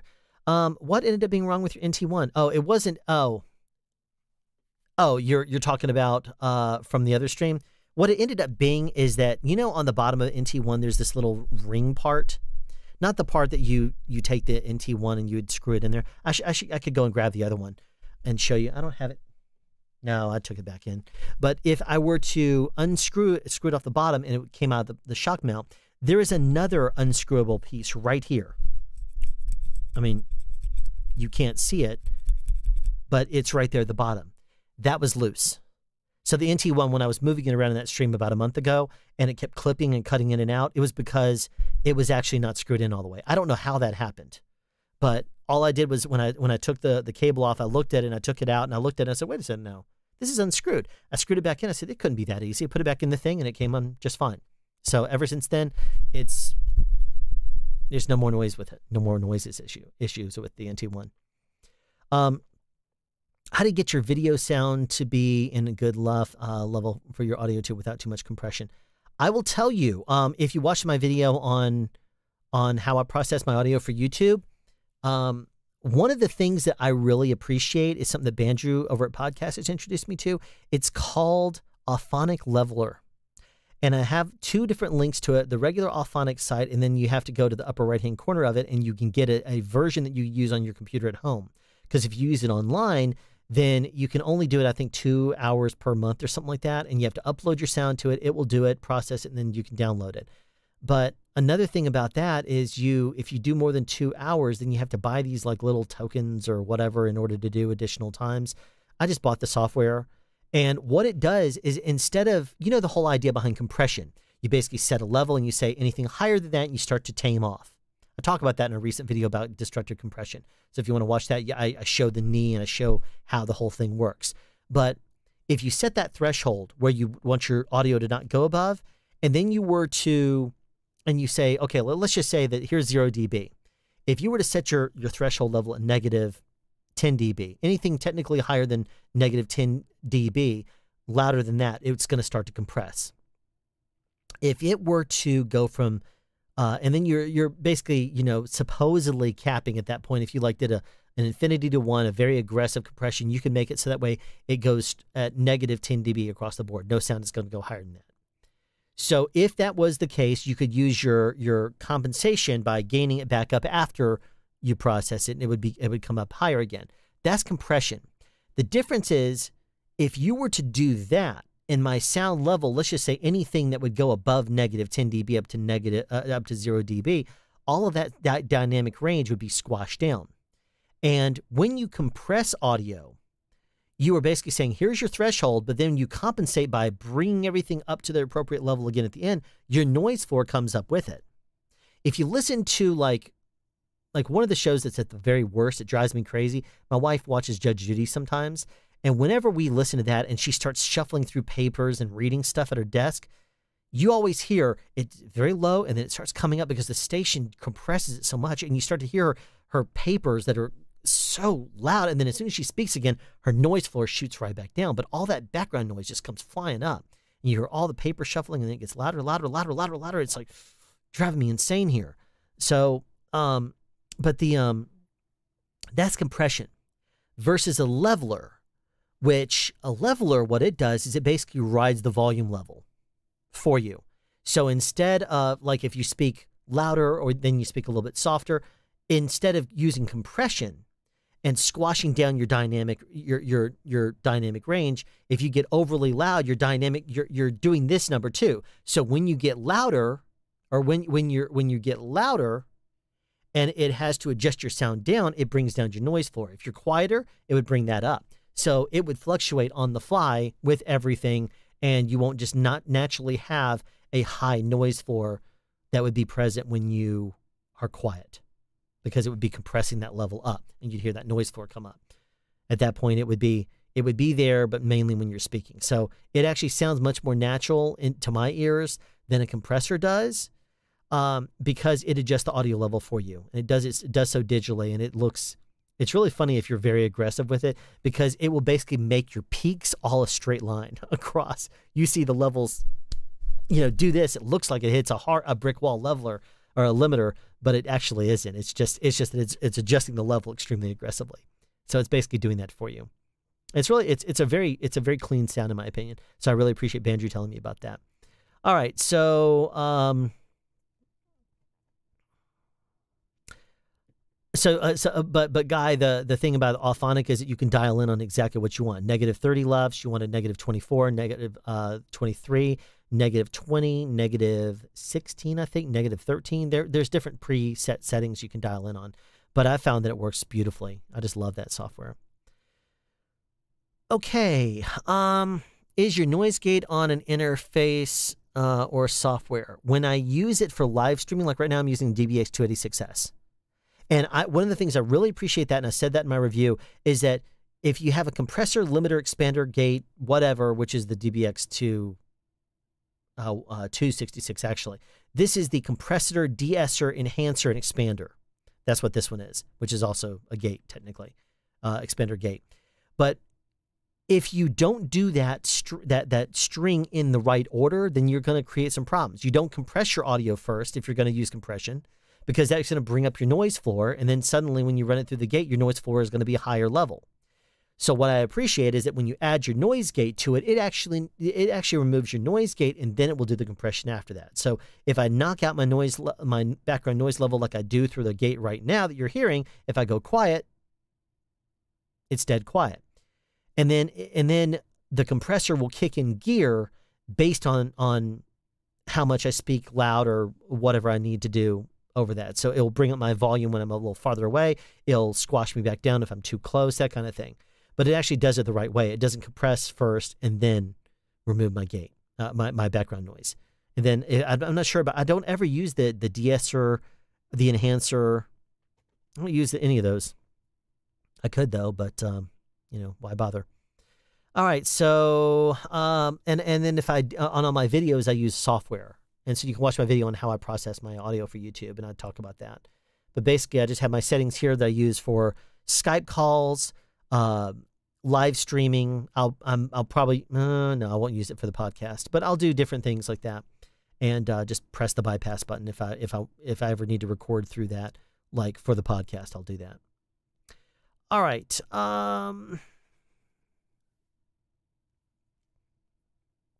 Alan, we are here to hear you blab, so blab to your heart's content. Great. We'll be here until 3 a.m.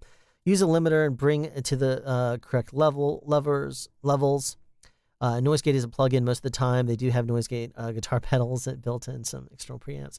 DBX 2, I think they're supposed to be 286 or whatever. I ordered one. Never doing YouTube channel or live streaming might be good for audiobook work. Maybe. Just don't be too aggressive with it. If you're going to do a post-process on your sound, I would say don't even use it. You really don't need to if you're going to do post, because you add another thing to the signal chain. Preamps are good. It's not going to match a recorder's preamps though. If you have a recorder, if you have a really good interface, it's not going to match that. It's close. I mean, it sounds good. It's pretty clean, but you know, don't. I wouldn't actually put one in line just for a regular audiobook or something like that. I would say if you're going to post process it. DB 4017B is a beauty. You're right. It is. Sick mic, small but mighty. Does the sound mixture. I already answered that. Impressive little mic. It would be VR streaming mic. Yeah, it would be a pretty good one. Where's your King B? It's in the thing over there. Curtis has a 4017B. He has everything. So of course he does. Everything except the C800 Sony mic. 4098, great small mics. Nice. Convert your lavalier into a bounding layer. Curtis might want to pay attention to this. Cute for ceiling surfing. For ceiling surfing, yeah. Good night. That's when he left. Okay, so I've heard the B preamp stock. Touch more self noise and sounds a touch more warmer. You're right. The preamps do have different sounds. They're also different voltage. So the C actually requires more power, more amperage. Not voltage, but it requires more amperage than the B does. And there is a slightly different sound because, you know, you have a little bit compact, you know, preamp there, and it's not going to have that, you know, all the extra little devices in it. So the C is, I believe, a little bit noisier. Thanks for that. All sounds fine on my phone speakers. I can't tell the difference on my phone speaker. There's Bandrew being silly, recommending the NT 700, which I should do a stream with that just to make people irritated. Banjo Scott, hey Curtis and Eldest.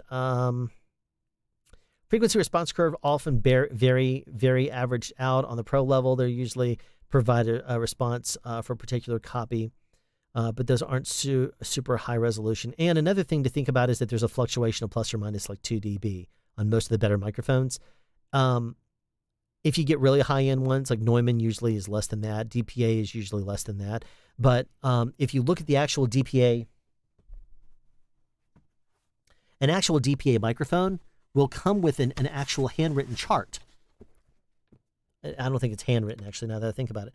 But if you look at this, I don't know if you can see this, but this is the actual response curve of the 4018C. So it shows the range plus or minus. It's actually, I don't know if you can see this on camera, but it's blue right there. And this is probably out of focus because it's set as a constant focus and rack in and out. But it's blue above and below 2 dB. And this line starts right here, and then it goes up, and then it drops off. So this shows you the actual frequency response of this particular microphone. And they draw it out for you. And you can see that here on the low end, where it starts right at below 50 hertz, so it's about like 40 hertz, it's like 1 dB low until it hits right around 100 and maybe 20 dB, or 120 hertz right there. And then at that point, it's probably closer to 0. And then it levels off, it's completely flat. And then at about, what is that? That's 2, that's 5. So maybe at about 7K, it goes up by about 1 dB. But if you notice, it's all perfectly within the white. So if you look, there's blue and there's white. And as long as this microphone stays within that white area, then it will pass its inspection.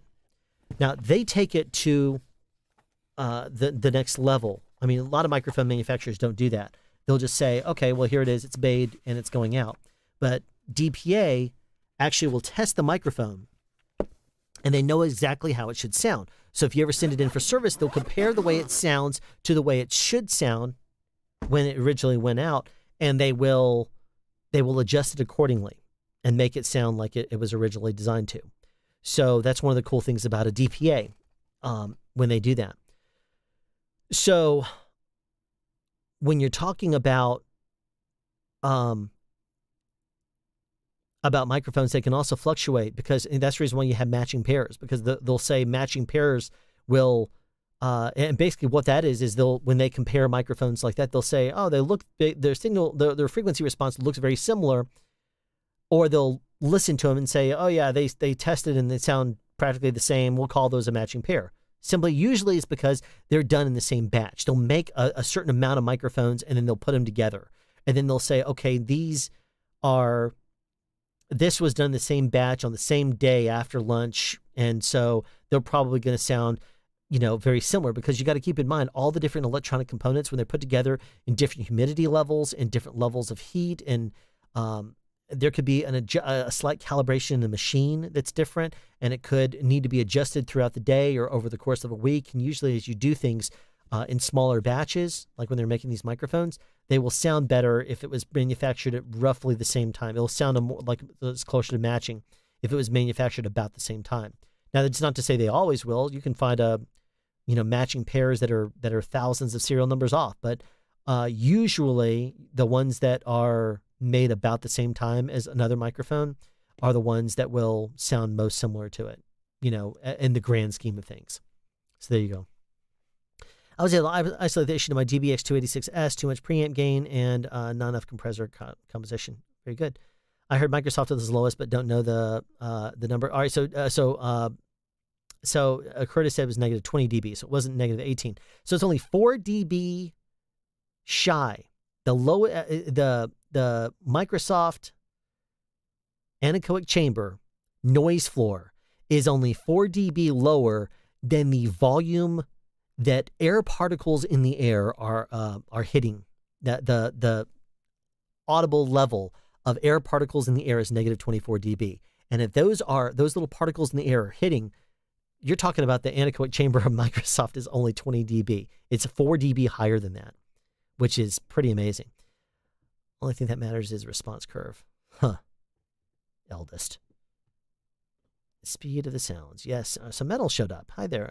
Sorry, I'm working through old comments. I blab too much here, Metal. I don't think you've been in one of my streams before. I blab so much that I get so behind in what I should say and what I should do.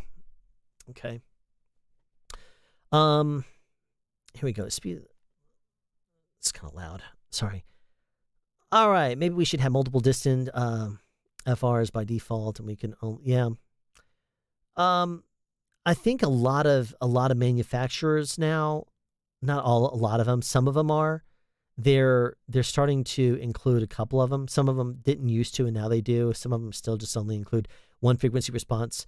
Now, one of the things you'll also see is off-axis rejection. A lot of people will say, I like to hear the off-axis too. Well, if you want to hear that, I actually had somebody recently tell me, you should spin around the microphone on your reviews, and I'm like, I know podcasters does that. I know Curtis does that. I know a lot of people do. I don't, because I do a lot more field tests. Personally, I can turn around a microphone and listen to it. If it's a large diaphragm, that's fine. It's right there in my face. I can hear how it sounds when I turn the thing around.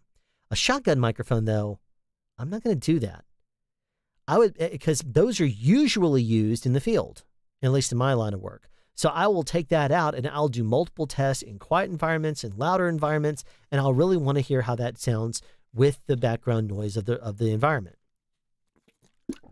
So, I mean, I very well could, if I wanted to, do nonstop testing and turn microphones around and whatever in front of my face. But the reason I don't is because I do so many field tests, and I prefer to let you hear how it actually rejects out real world sounds. That's the reason why I do it. But, I do, and there's a lot of different channels out there. I highly recommend not just watching mine, not just watching Curtis, not just watching Podcastage. I recommend that if you're in the market for a microphone, get as much information as you can. Everybody brings stuff to the table, and you have different tests, you have different things. One of the things I'll do is if you notice, I don't talk a whole lot about specifications. Almost everybody I know talks a lot about specifications. They'll say, oh, here's the self noise, here's the this, here's the that. I'll let you listen to it, but I will mention it only if it stands out. Like, this is a very high self noise, or this frequency response is kind of weird because it doesn't go down below this, or on the online documentation it says this, and on the box it says this. I have a video coming up where I bought a product online that was heavily advertised, and I looked at it and I shook my head and said, this is too good to be true. It's not going to be that way. And so I thought it would be a fun video. I ordered the product because Facebook was marketing it like crazy, and it was in my face constantly. And so I said, okay, I'm going to have fun with this. I ordered the product. It said it was going to arrive in 10 to 14 days. It took 71. It arrived, and it is nothing like the advertisement. So I reached out to the company, and after 5 days, well, first of all, the main contact that it had for customer service, originally when it hadn't arrived in over a month, I wrote, and she responded back and said, I'm sorry, it can take a few days for us to actually ship it, and then it's probably in shipping now. We apologize for the delay. When it arrived and I said, this is not what I ordered, I sent the email, it bounced with a message that said this mailbox has been deleted. So I went back to their website, I looked at it, and it had a different email address. So I emailed that one. After 5 days, I did not hear anything. So at this point, I'm now, and this is all still part of the video that you're going to see, I went to PayPal. I went through their entire procedure and listed and showed pictures of how it is inaccurate, how the product is not accurate at all. It claims that the frequency response is this. It is nothing. It does not go down to 14 hertz. It goes down to 200 hertz. It does not have a maximum SPL of 108 dB. It has a maximum SPL of 94. And I tested it. Things like that. And not any of the specs are right. And so I ripped it hard, and I said I wanted a full refund. Not just because it was 71 days to delivery, but because it was obviously a bait and switch. Because if you look at the ad, what you're going to see, it is nothing like what they sent me. The power output, for example, I'll go ahead and tell you, it was a speaker. A power output was listed at 4,500 watts, which if you've seen any of my videos in the past, I do not think that there is a speaker on the market that can accurately put out 4,500 watts from a small speaker coming out of one outlet that's got internal amplifiers and it's powered off of one wall outlet. That to me doesn't match. Not just because the power coming out of the wall is 1800 watts, maybe 2400. Not for that reason. The reason why is, because it does change the sound just a little bit. It changes it from AC to DC power, for example, and there's some in that conversion they can actually do some pretty, really awesome things with amplitude and power, for example. Like I have two EV ZLX 15P cell-powered speakers. Those things are punchy. They sound so good. They have a built-in DSP. They're 1,000 watts each. You can plug two of them in a wall. You can use one of them, and it sounds completely rocking. It's amazing. Actually, there's a fun video that before COVID happened, I had a fun video I was going to do. I'm not going to say what it is because I may end up doing it as a fun April Fool's thing. Just, because by this point, people who have watched my channel for a while know that I do April Fool's pranks and they're not believing them. The first year I caught people. The year after I kind of did some silly stuff. I did a silly thing. And then this year I did jokingly saying that 4017 be an $1,800 microphone. I found a $3 match for it. And I basically compare a Wish microphone that's a piece of complete garbage against it. But I did it in such a way where I designed the test around it so that way it looks like it would, it actually was better than it really was. I was like, oh, look at this thing. The test result, I basically engineered the test. So now the very first year was the one that I pissed off all the subscribers because at that point, I was releasing a video every 3 days and there was a lot of people that did not expect me to pull one over on them. And I went really well. It was, if you look back at my channel and you're curious, it was the Neptec BC1. If you watch that video, it's quite funny. And I do a lot of very convincing tests and people were convinced. A lot of people were convinced. Some people caught that it was April Fool's Day, but there was a lot of comments that I got where people were like, I can't believe it. That's amazing. I basically said it was zero latency, Bluetooth-like technology they had created that was using kind of a Bluetooth pairing, and I went all out with this thing. People believed it. And as soon as I came clean the next day, I lost some subscribers because people were like, how dare you? And so, Greta Thunberg, how dare you? All right. Let me see. Let me go down through. Let me play catch up here. RE20 has an anti-proximity effect thing. It doesn't affect it. Yes, it's called variable D technology, and it has basically vents in the side that reduces proximity effects. So you're right. You can turn that on and off, as I understand it. I don't. I could be mistaken on that. If someone wants to correct me, but I think you can turn it on and off.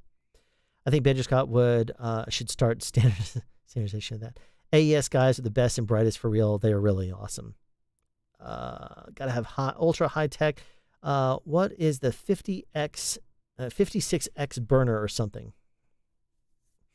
Yeah. Those old CDs went really fast. I'm old. Think 8 tracks. Yeah. Here's the thing. I have in storage someplace. Unless I got rid of it. It's probably still in. No, I think I did.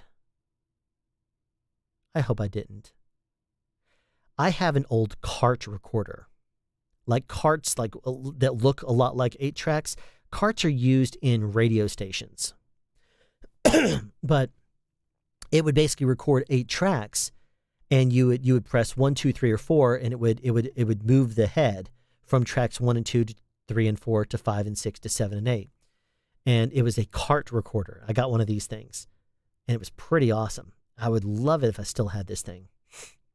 And I had blank carts too. If I do, I should try to see if I have it in storage, because I would love it if I had it. I might pull it out and do a video about it because it'd be fun. It'd be old. Let's see. 96K 24-bit is very difficult, if not impossible, to notice in my experience. Yeah. Yep. 24K 24-bit is the standard. 28K 24-bit is the standard in the film industry for a reason. It's easy to tell when someone is using a Bluetooth blue snowball. Yeah. As a matter of fact, what is that? Your daily dose of internet. His voice always sounded really weird to me. And I was like, why does it's not just his voice. It just doesn't sound good. And then he showed a picture of his studio at one point and it's a blue snowball sitting on his desk. That's why. I've never liked his voice. And I sent a picture to Bandra at podcast. I'm like, that MFer, he's using a blue snowball. The guy has, so many subscribers and he sounds like crap. And, it's blue snowball sitting on his desk. I have an extremely distant sound that I can describe. A blue snowball, I guess. Nasal dial 500 hertz to 1K, I think, by ear. What do you think of 32-bit recording? Gerg, I know where you're going with this. No, I'm not going to do that. I still have, it's getting closer. My 32-bit floating point video is getting close. It's getting closer. I'm not a huge fan of it except in certain applications. I talk about that in my recent gunfire video, and I will be going into it in more depth. I understand it has a purpose. I think people are overusing it to death right now because it seems to be the newest, hottest thing. That to me, it does not impress me. People do not need to be recording in it for the most part. I mean, I would.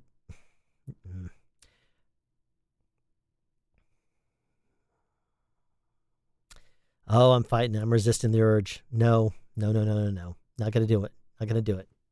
I'm gonna pass on Gerg. Okay. Eldest is here. Right back. New format. SSD. Sound speed destroys. Yeah, that'd be fun. I hate that I learned audio sometimes because now I can hear multiband compressors. Yeah. Setting off for the night. None. Okay. I guess you're well gone by now. Have a great night. Cheers. Mohammed. Auto gain control AGC is the same as compressor. Not really the same as a compressor. It's more of a system. It's more of just a compressor squashes down, like it says, do not go below this, or do not go above this rather, and then it will start to compress anything above that. Automatic gain control is different. It's more of a system that will say over time, it's kind of low. I need to increase that a little bit. And then it'll say, okay, so after a couple of seconds, it might say, I need to bring it down, or I might bring it up, or if it gets too loud too quickly, it'll bring it down, and then it might slowly work its way back up. So, I mean, it's not really like a compressor. It's just the thing trying to automatically set a level and trying to have a brain about it to keep it up at a decent level. That's basically what AGC is. ID 22, but yeah, you're right. So sound speed's up late. Pretty much. I've the past 5 days, with exception of last night, which I think I slept about 4.5 or 5 hours. The before last night, I had, of those 4 nights, I had gotten 3 of those 4 nights, I had gotten about 3 hours of sleep. And there you go. So there you go. What was the gooseneck mic from earlier? That was the 4098 DPA SC 4098. And if you want to get technical about that, there's a WM and a BM, white model, black model, and there's a 15, a 30, and a 45, and that is the length of gooseneck. And the 30 and the 45 have straight pieces in the middle. So it comes up, it bends a little bit, then it goes straight, and then it bends a little bit again. So the one I showed was the 15 centimeter model. So it is the SC 4098 BM 15. There you go. So, blabbing is good. Haven't caught one of these streams before. This is fun. Okay, well, great. Welcome aboard. That is 1 year you pissed. Yes, I already talked about it. Alan is like an hour behind. Stick with his kids. I'm getting there. Look, there's like 6 more questions here, or 6 more comments, and then I'll be completely caught up.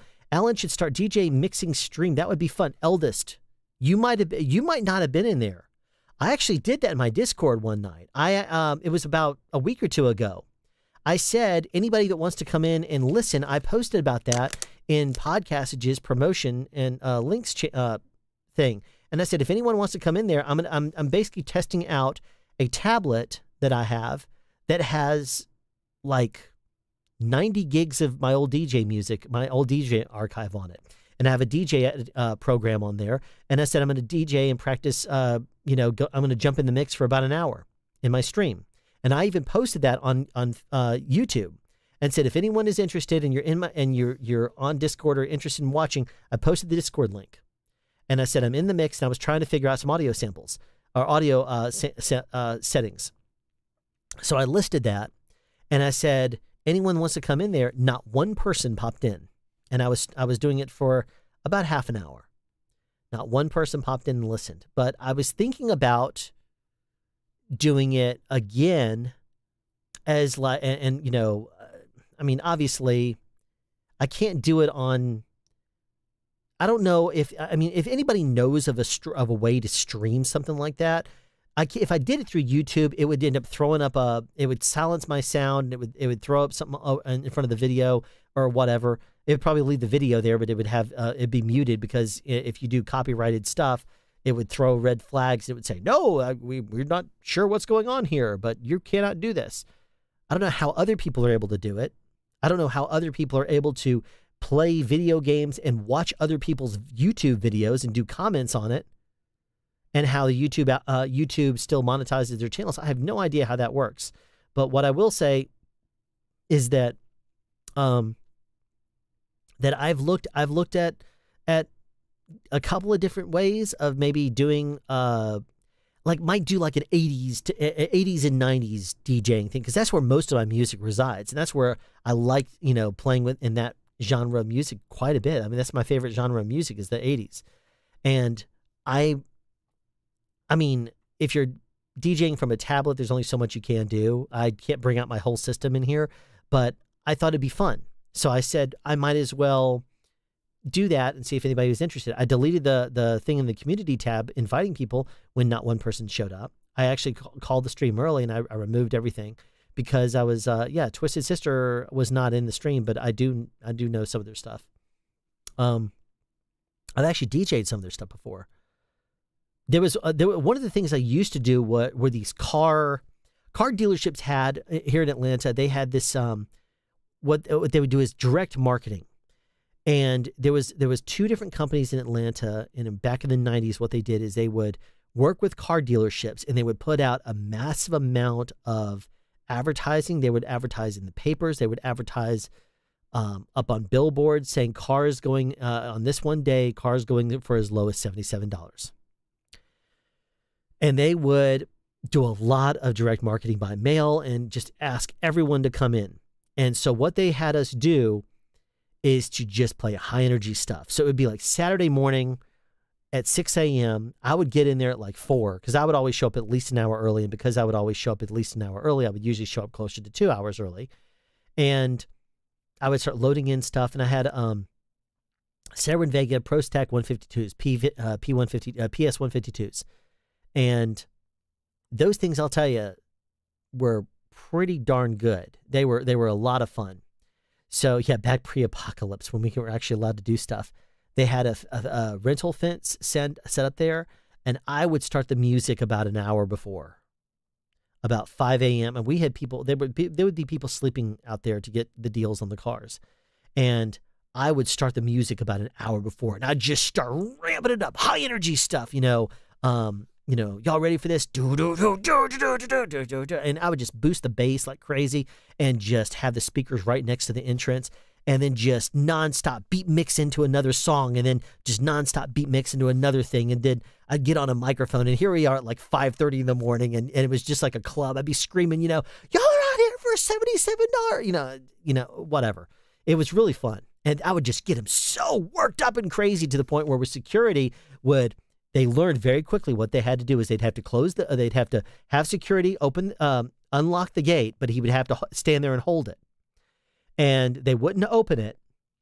They would have 2 people on the sides, because the gates always swung open like this. So the security guy would stand in the middle, and he would have his foot jammed in front of it. He would unlock it, and then hold it, with his hands, and had people right next to him that would, as soon as he would say now, they would open up the doors and he would run.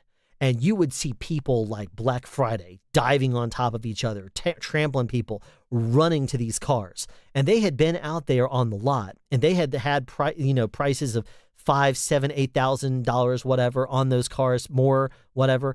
And then they would come out there and say, all right, this car here on any other day would be listed as a $49.95. And then today, they to a slash under it's $77. And the rule was they'd say, here's what's going to happen. You're going to go out there, and if you are interested in buying a car, you could have come out here before. If you're interested in buying the car, jump in the driver's seat. If the driver's seat's filled up, you jump in the passenger seat. If the passenger seat's jumped up, jump in the back seat behind the driver, and we'll start working our way over, driver to passenger side.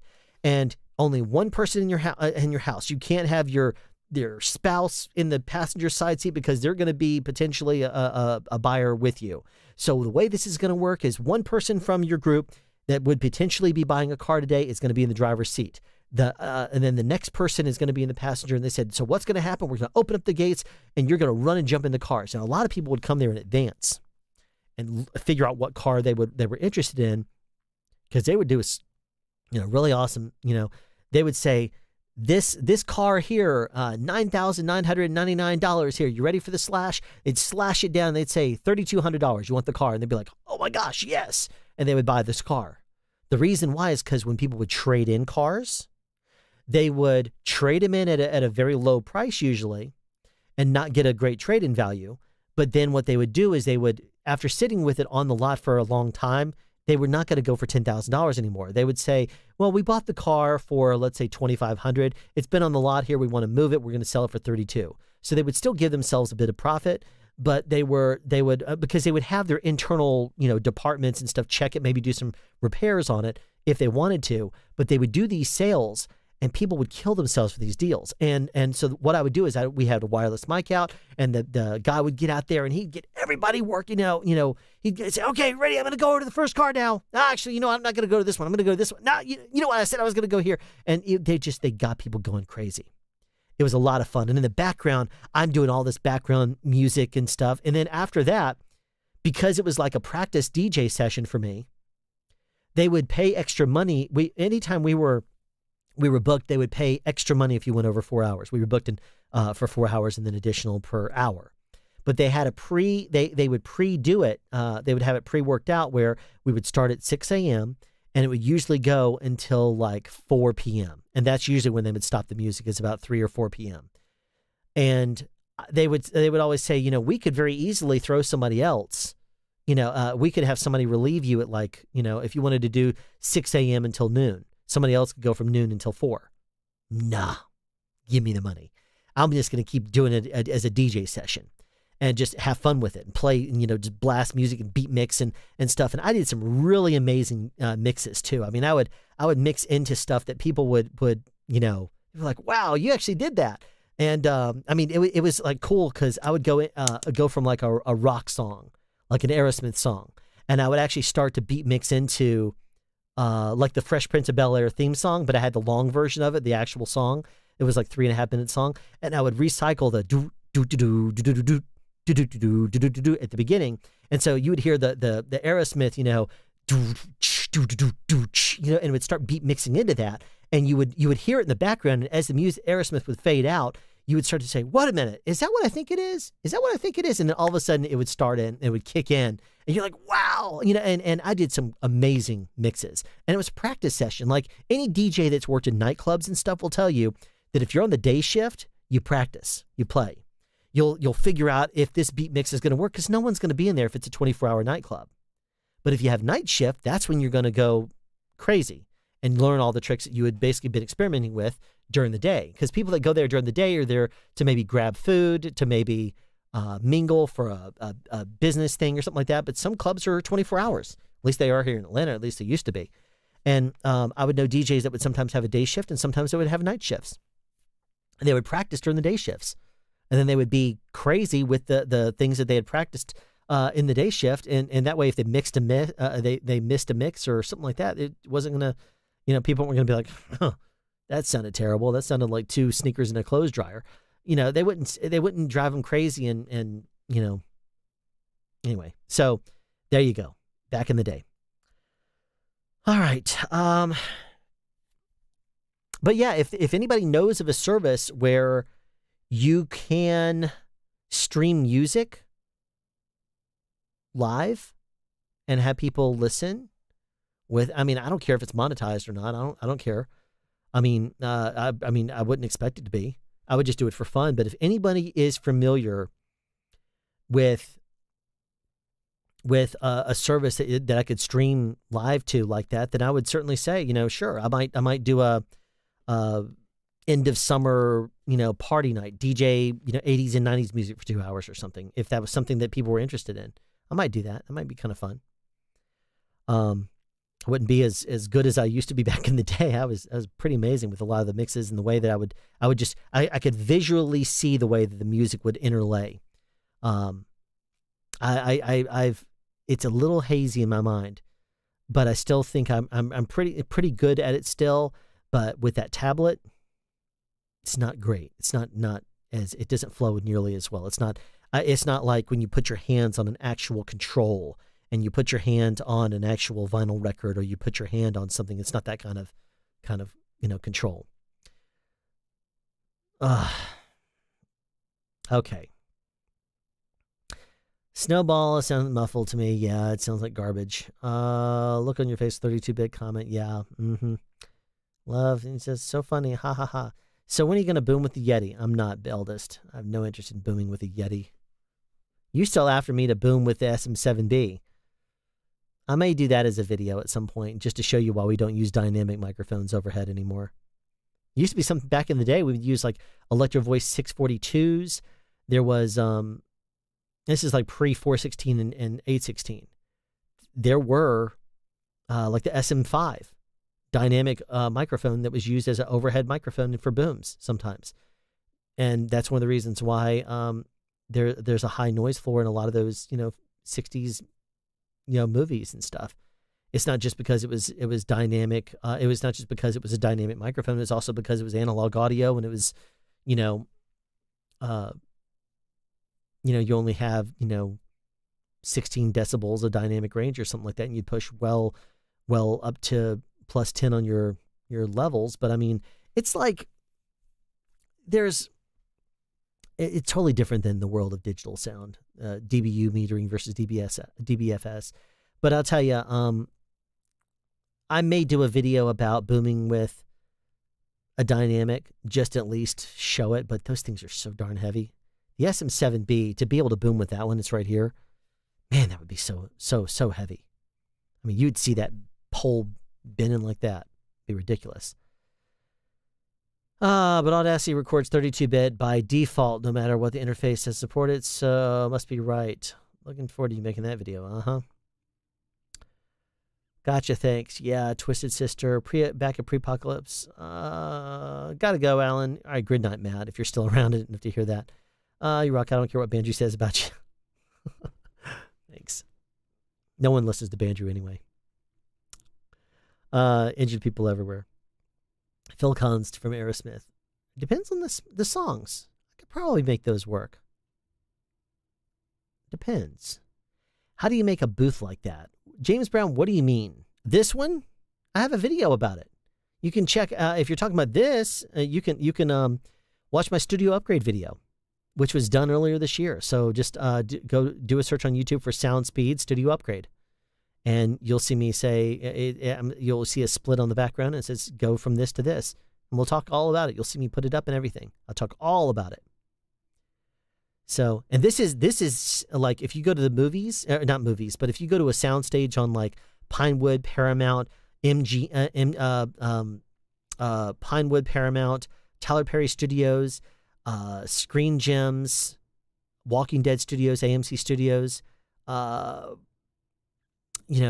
Third Rail, you go to Black Hall, you go to any of these studios, and they have these insole quilts set up with it's not chicken wire over it, it's hardware cloth, but they have that. So I talk about that in my studio upgrade video. Check it out. Maybe you can do an unlisted or private live and give out the link so you can play music. Yes, the only thing about it is I think even if you go unlisted, I think YouTube's algorithm would still kick it. You know, I could actually do a sample and try it sometime. Just, you know, sitting here, I could do a live stream just to an unlisted link and then send it to my phone and just watch it and see what happens. Play some music. I'll see if I could figure that out. Because maybe I might do that. Maybe I might do that as a secret thing and say, here's the link to a private stream, check it out. But I would just hate to advertise it and have various different people come to listen to music and have YouTube say, nope, you're not going to do that. Yeah, I don't trust YouTube to do that. I did it in Discord, my Discord, you know, because I can turn off my my gate and my processing and stuff like that through Discord and then just play there. It streams at, you know, 80 kilobits per second. Not great, but it would be there. But I did it as a sample. Just I was testing to see if I, you know, proof of concept type stuff. Heavy dynamics on booms, yeah, it would be. If you were right shoulder with more dynamic on the end of the boom, yeah, it would definitely be heavy. I'd definitely checking out. Linked it for him. No longer just a set piece. I don't see a link to that. Hold on one second. I'll just bring it up real quick. I'll bring it up. Studio upgrade.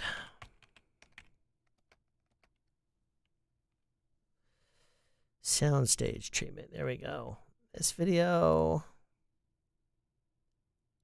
How many views does that thing have? Since published, only 923 views. Oh, great. Okay. Where in the world did my chat go? There it is. Okay.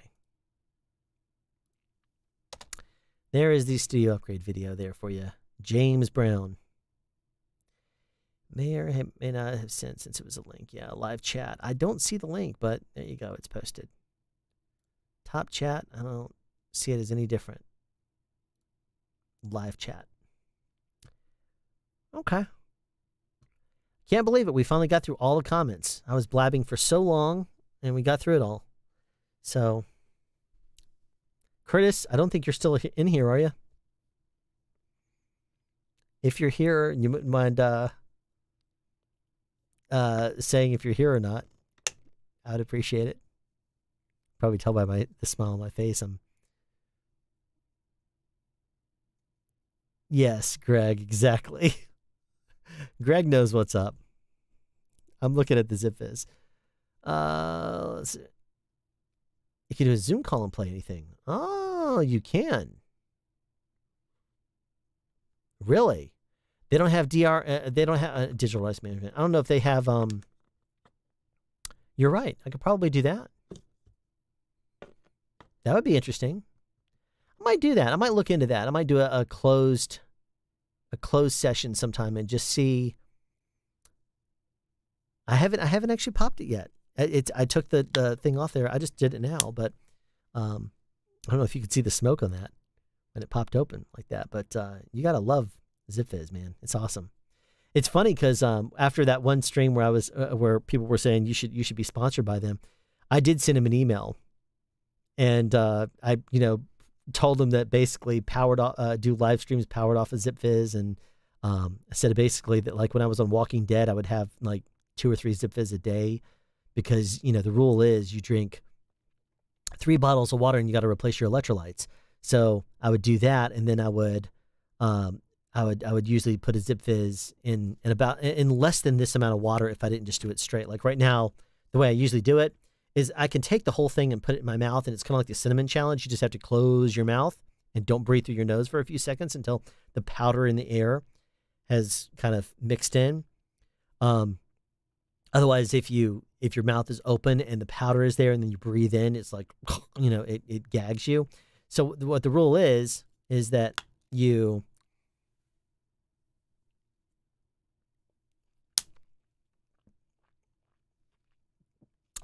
thing of beauty right there. I love my ZipFizz. And this is my favorite flavor to go straight with.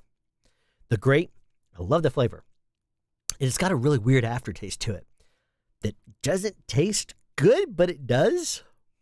It's really weird. It's like, you know how there's some smells that you see out there in the world, or you see the smells. You see some smells out there in the world. I said it again. What an idiot. There are some smells out there in the world.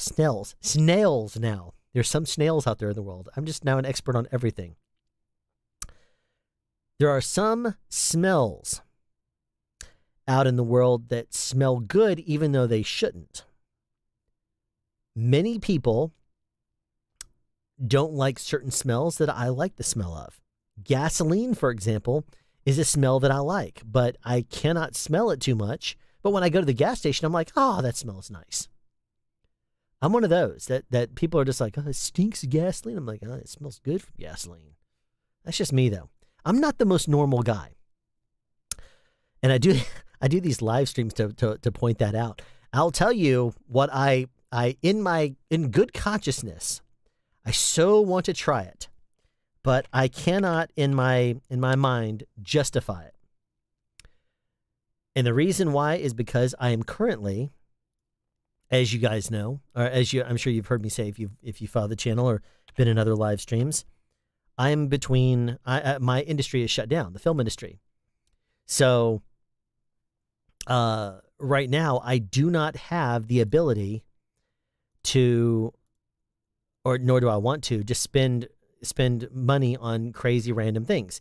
Even though this pack, which I'm going to post my affiliate link for, so check that out if you want to see. That right there is 13 flavors. It's a variety sample of Zip Fizz.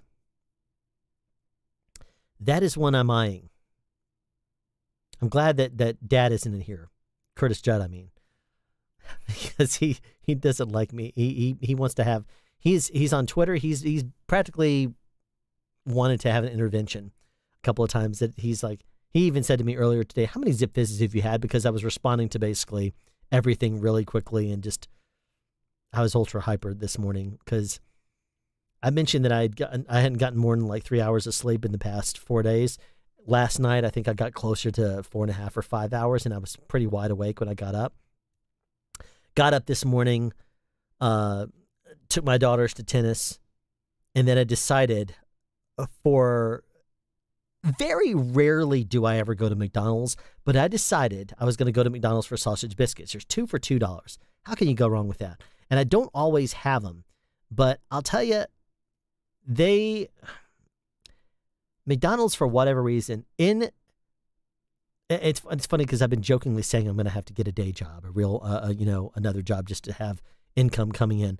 But for whatever crazy reason, McDonald's gave me an application for employment.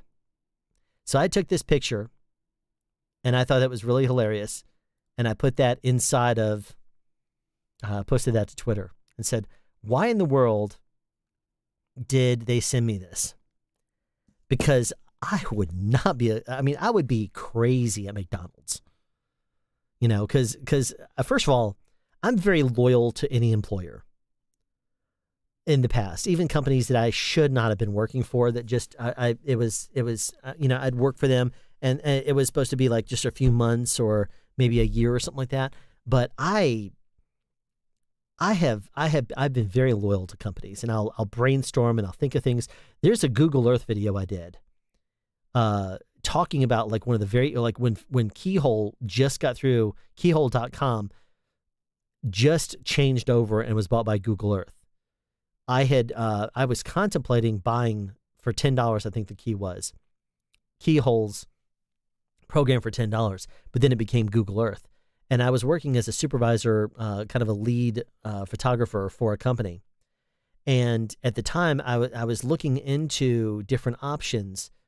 And one of the things that I did is I looked at it and I said, I should definitely explain to everybody Google Earth and how you can use that. Because at the time it was the era of GPS. GPSs were just starting to come out. So they were standalone units, not necessarily on your phone, because we didn't even really have iPhones back then. Not even the first ones. So you had standalone GPSs. And a lot of the times I was still using MapQuest, or sometimes Google, that kind of thing. But yeah, so So so yeah, so I did a video about Google Earth. I don't think, I would say I don't think it's in my private YouTube. Hold on a second. I'll look and see if it's on my private YouTube channel, the one for my person, then I may do a watch together right now and see if anybody wants to hop in there and watch it, because it's a unlisted link if it's there. I don't know that I've ever upgraded it, but it was a video I made like 15 years ago, whenever Google Earth first came out, and that was it. So, oh, I'm in the wrong thing. Sorry, I have to go to YouTube Studio and then do a search. I'll look and see if it's in there. If it's in there, then we'll watch it. If not, yeah, it's not there. I didn't think it was. That's all right. We don't need to watch it.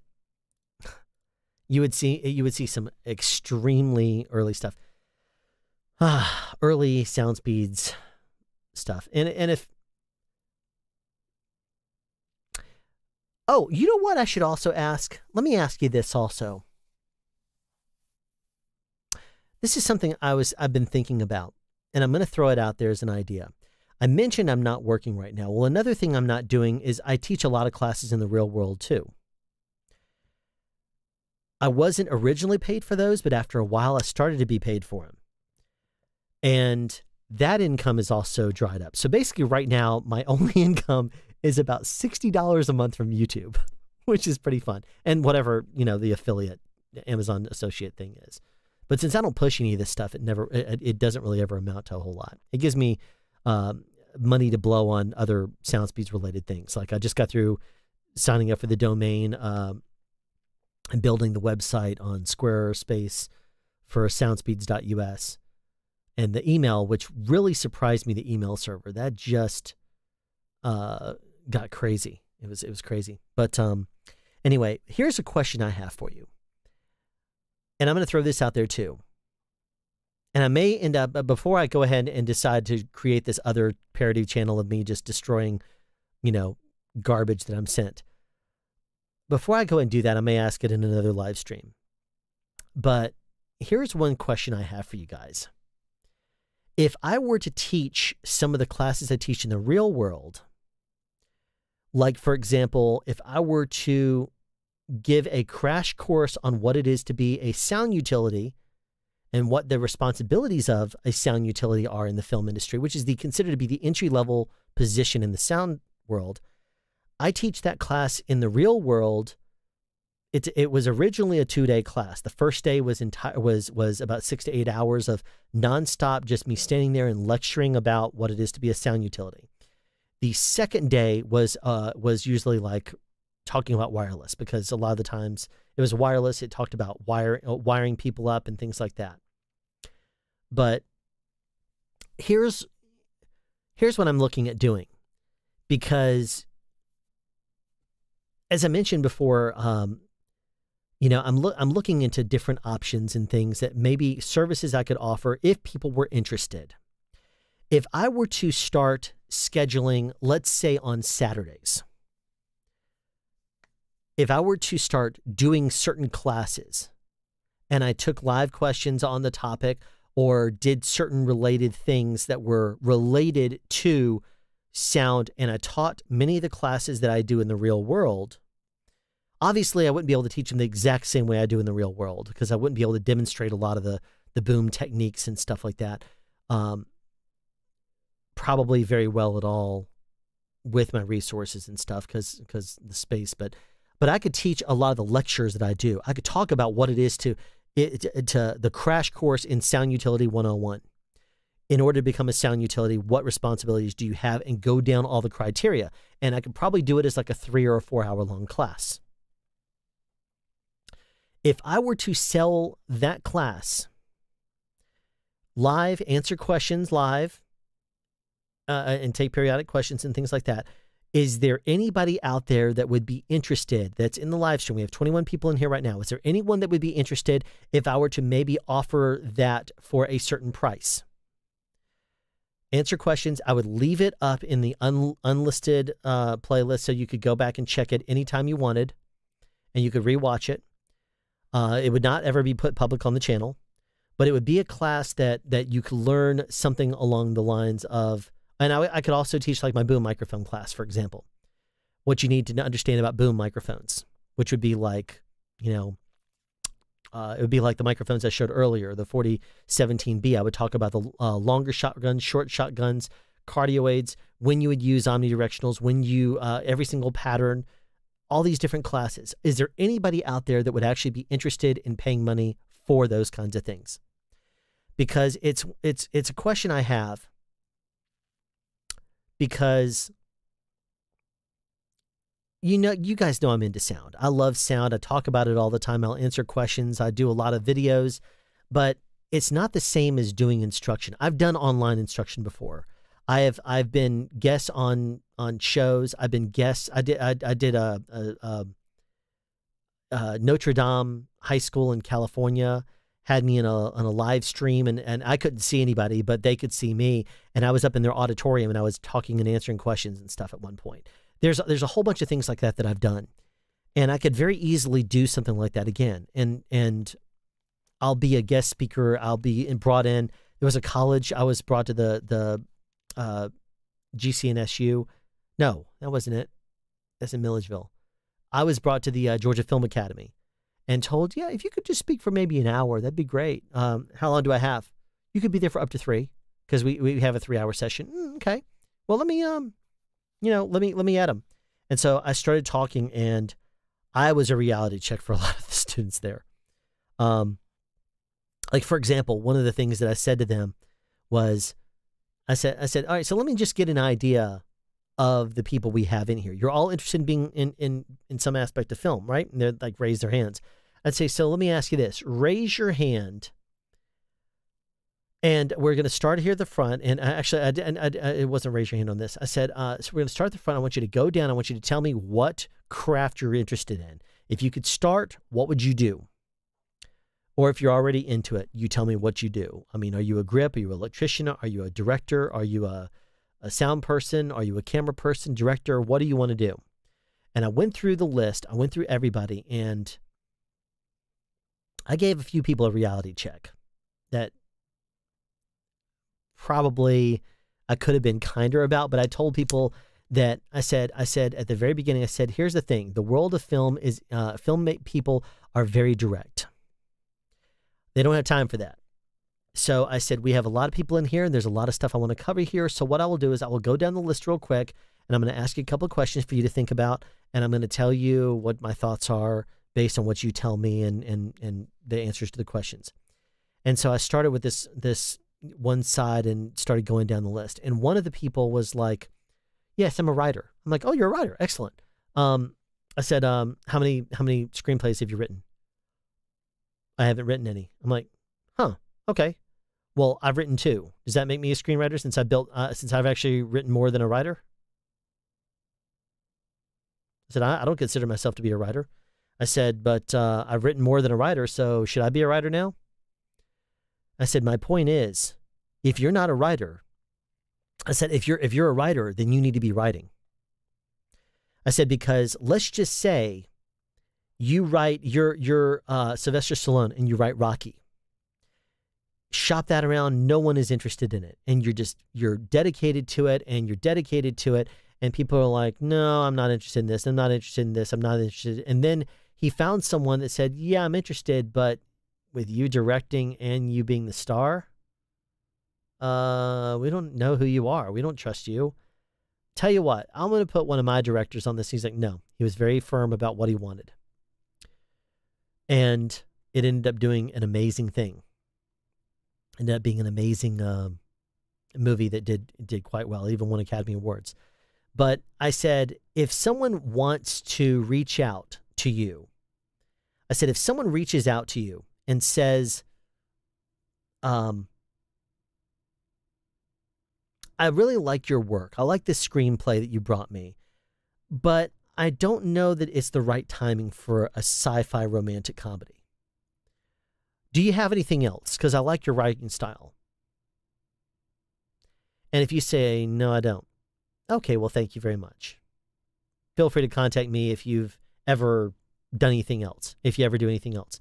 But if you can say, I have some shorts that I could probably turn into a feature. Let me tell you some other stuff, because they may say, I'm not interested in sci-fi romantic comedy, but I tell you, sci-fi I like.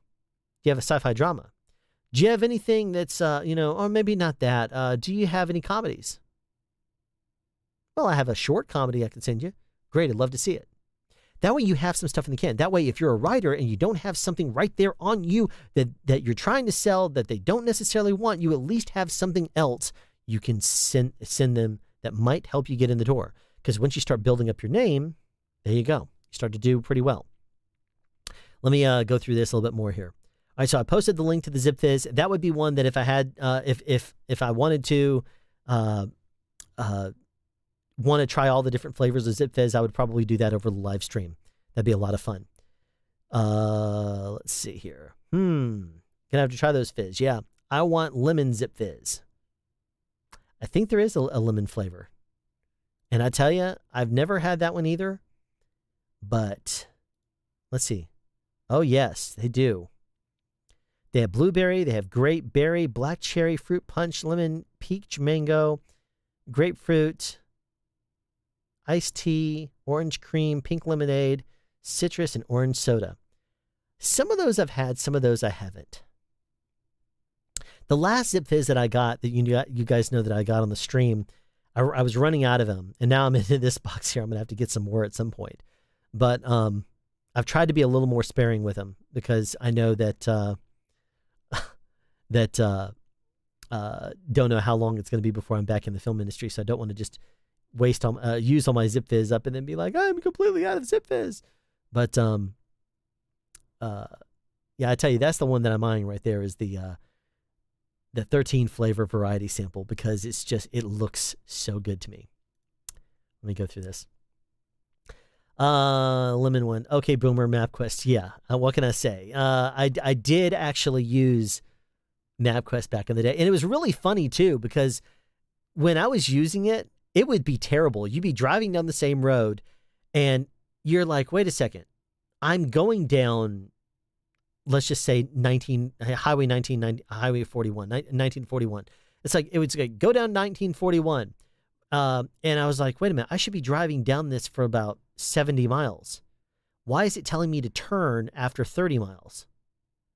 And it has like 7 turns, or seven changes, and then it tells me to go back, and then it puts me back on there. Does it like loop me around? Is it taking me around something or whatever? So I'd be looking at it, and it would say, turn right here. So I'd look at it, and I'm like, okay, I turn right according to the map, and I would turn right, and it would say like turn onto the same exact thing. It's just it would lose, like, if it was Highway 41, it would say it becomes 19, or it becomes 41, and then it would say it becomes 1941, or it becomes 1941 and some odd road, and then it would become 19 and some odd road, or it become 41 and some odd road, and then they would say, then you do a legal U-turn and then go back. And so I'm like, wait a minute, why is it telling me to do this? It would have 7 little steps in there for me to turn off the road I was on, go down about 100 or 200 feet, and then make a U-turn and come back around and turn back onto the same road. And it wasn't closed or anything. So it's like, it's like, I mean, that's early days of MapQuest. So it would drive you crazy, because it would have you make turns that made no sense. It'd have you make turns. It would make you make a right turn, go down a block or two, turn left, go down a block or two, turn left, go down a block or two, turn right, and you're back on the same road you started. Why'd you do this to me? In the rearview mirror, you're looking at where you made the first turn, and all you basically did is take a route through some residential area. It's crazy. Okay. James Brown, you got Cash App? No, I don't, because believe it or not, Cash App for some reason does not work with my bank. It's a credit union. I have a credit union, I have a bank, and it does not work with either one of them. I've tried to use it, it just does not. Now I do have a Venmo. Hold on one second. I'll at least. It's actually on the new website, which is very, very basic. Where is it? I don't even remember where I put it. Hold on one second. Oh, no, it's not under merch. Ah, there it is. Yeah, people occasionally ask me that. They'll ask me if what do I have? There is here. I'll post the link if you're interested in making a donation. Here it is. If you click on this page right here, it's off the soundspeeds.us page. It's under contribute, which is on the right-hand side. Down at the bottom, there's a Venmo, little code, like the code that when you open it up, you can share your code with people. Well, that's there. So if you want to make a donation, that works. PayPal works, even though they usually charge fees. Venmo works best. It usually just, because I hate paying fees for stuff. But there you go. That's at least there if you're interested. Soundspeeds, did you adjust your gain after messing with those mics? You are pounding my speakers more than normal, I just noticed. It might be because I'm probably closer to it. I think I readjusted it. I think I adjusted this microphone. It was, I think it was actually angled more upwards, like up here. And now when I sat back down, I angled it more towards my mouth. So it's now just pointed down. Like most people will they have to, for whatever reason, they'll have to see the microphone square. But if you do that, you need it lower so that way, you're talking into it square. But me, what I do is I'm slightly above it, so I can actually talk straight towards the microphone. And the SM, this thing is actually a little bit of plosives. If I talked into it directly, I'd be killing it with plosives. And you guys know that I don't like to use a lot of windscreens. I do have a Stedman XL right there. They just sent it to me. I could use the Stedman XL, but I don't like to use them. I'm going to add the Stedman XL there to replace the Dragon Pad, because the Dragon Pad up there has been there since I started the channel, but it's basically right in my face the entire time. But I do this because normally I direct my voice more downwards, but this is kind of high and coming in slightly downwards, so it's going to pick up a little bit more of my chest and less of my forehead. So it's at least going to sound, in my opinion, it's going to sound better by doing that. And by me speaking into the air in front of the microphone, you don't hear much plosives. You don't hear very many plosives. So I can sit here all I want, and if I direct my voice more towards it, I'm going to start hitting it with plosives now. You can hear the breath now. But if I'm angled more towards you, what is that? If I'm angled more towards you, I don't have to think so much about my breath and so much about whatever. I'm just looking now directly at you, and I'm speaking into the air right here, and it's picking me up. Here's a really interesting thing about microphones, though, which you don't bother thinking about. Microphones, the polar pattern comes out in front. Here's something to think about. The sound of my voice is coming out into the air.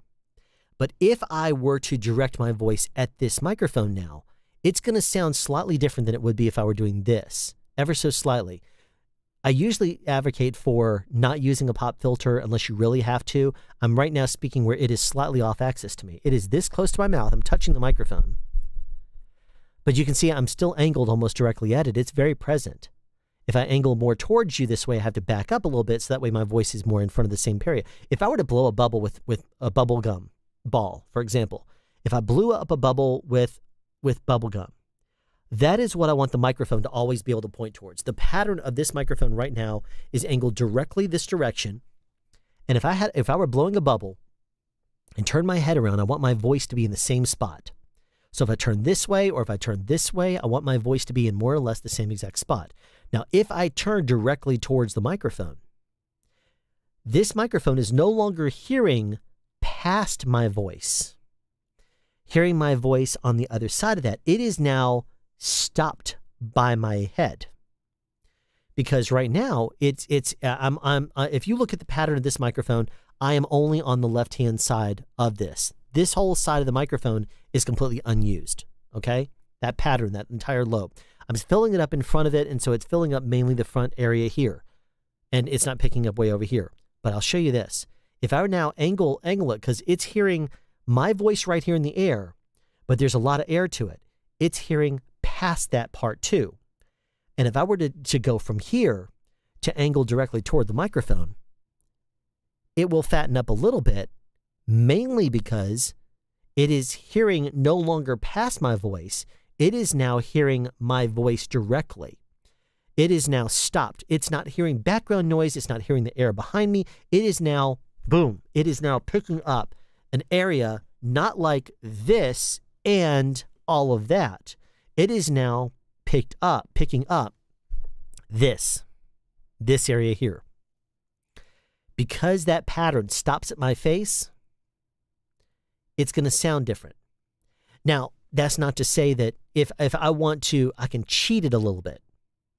Because if you think about it, if I have this microphone, like right now, I'm looking this direction. I still sound very present, but watch this. And I'm gonna do an indication. I'm gonna do a little test here for you. If I turn this and I'm basically cutting off more of the functionality, the sides of this microphone, you're like, wow, that sounds so much more present. The reason why is because, kind of like with the boundary layer I showed earlier, if you basically are bouncing off my face and picking that same sound up again, it's going to sound more present. I can duplicate or very closely emulate the exact same sound by getting closer on the microphone and still being off access to it.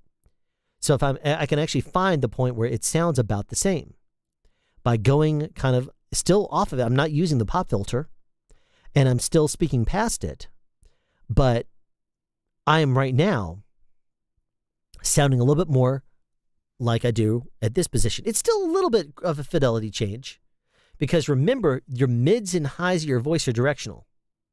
So the big key thing here is, and you will see in the video that I did where I talk about perfect microphone positioning. In that video, I say that like right now I'm talking too far off axis. I mean, this thing is almost coming in at a right angle, but I can come in like this. It's still going to sound very full. And I'm angled directly at that microphone, and I'm not killing it with plosives at all. You can hear that. It is still off axis.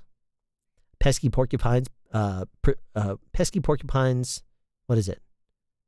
I haven't said it in a long time. Prefer pink pickles. Big boys bow before Beavis. Just a little bit more. Pesky porcupines prefer pink pickles. Big boys bow before Beavis. Pesky porcupines prefer pink pickles. Big boys bow before Beavis. Difference of only 10 degrees matters a lot. Pesky, pesky, pesky, pesky, pesky, pesky, pesky. And the fidelity is still the mids and highs of my voice, which are directed towards that microphone. It's right there. It is just the tiniest little bit.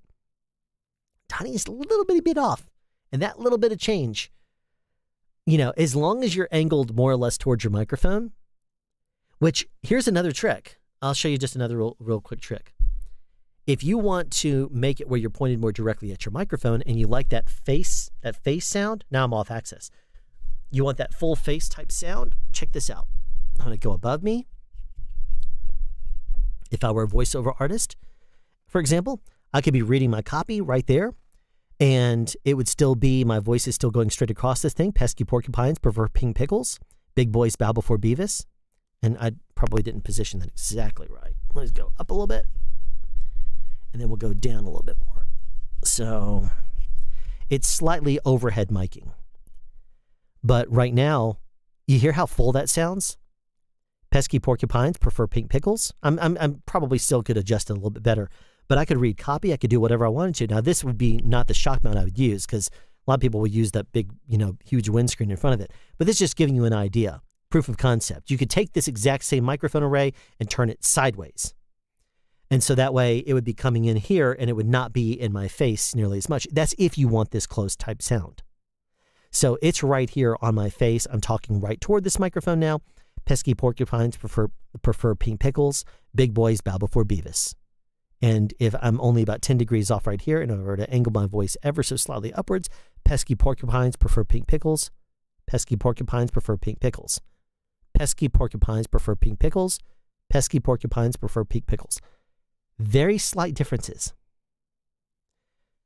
That's why I say that you have to kind of play with it a little bit. You have to figure it out. Don't be afraid to experiment with your microphone because once you get it, you'll be pretty happy. And so there's a little bit of information for you. Just a live little bitty bit of a tidbit of knowledge there for you. Okay. So Come on now. Cooperate. I need to tighten that better. Where am I? You're right.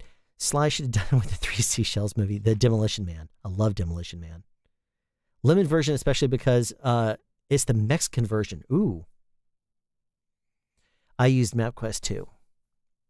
James Brown. Now I'm finally scrolling through and seeing that. Thank you so much. Look at that.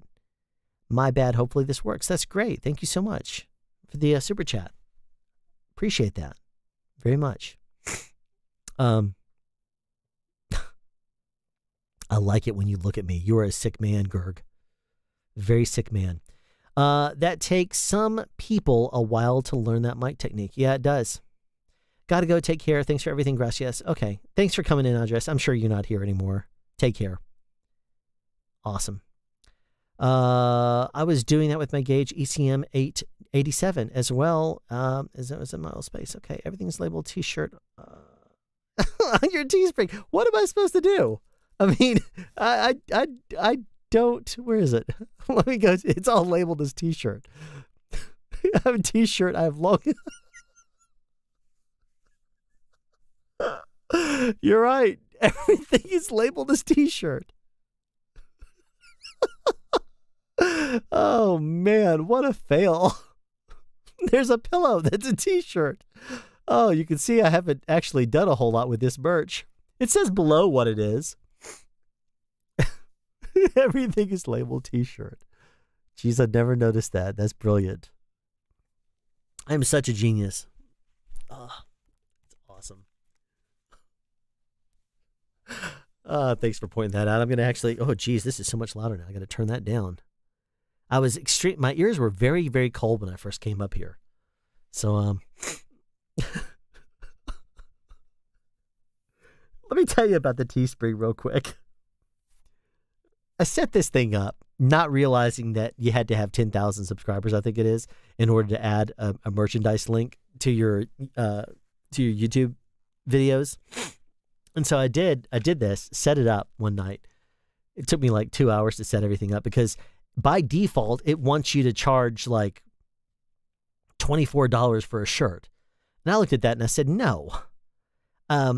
If you look at one of these shirts or the tote bag or whatever it is, whatever that price is that's listed, it's probably the cost that it is giving me is maybe 20 cents less than that.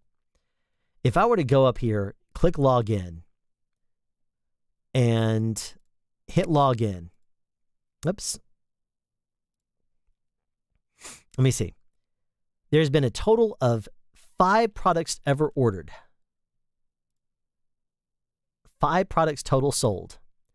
Total profit, it's $2. And if you actually look at the breakdown, that's an approximate. If you look at the breakdown of it, let me see, where is it? I gotta find it. I can't put it up on the screen. $1.20 total. 5 items sold, and I'm making $1.20. That's the reason why I've never given it a credit card or anything to pay to, because I don't care. I don't think anyone's ever going to. I have it up there in case someone wants to buy something that has SoundSpeed's logo on there or something like that. And it's cool because it's actually, I think it's the only, let me look.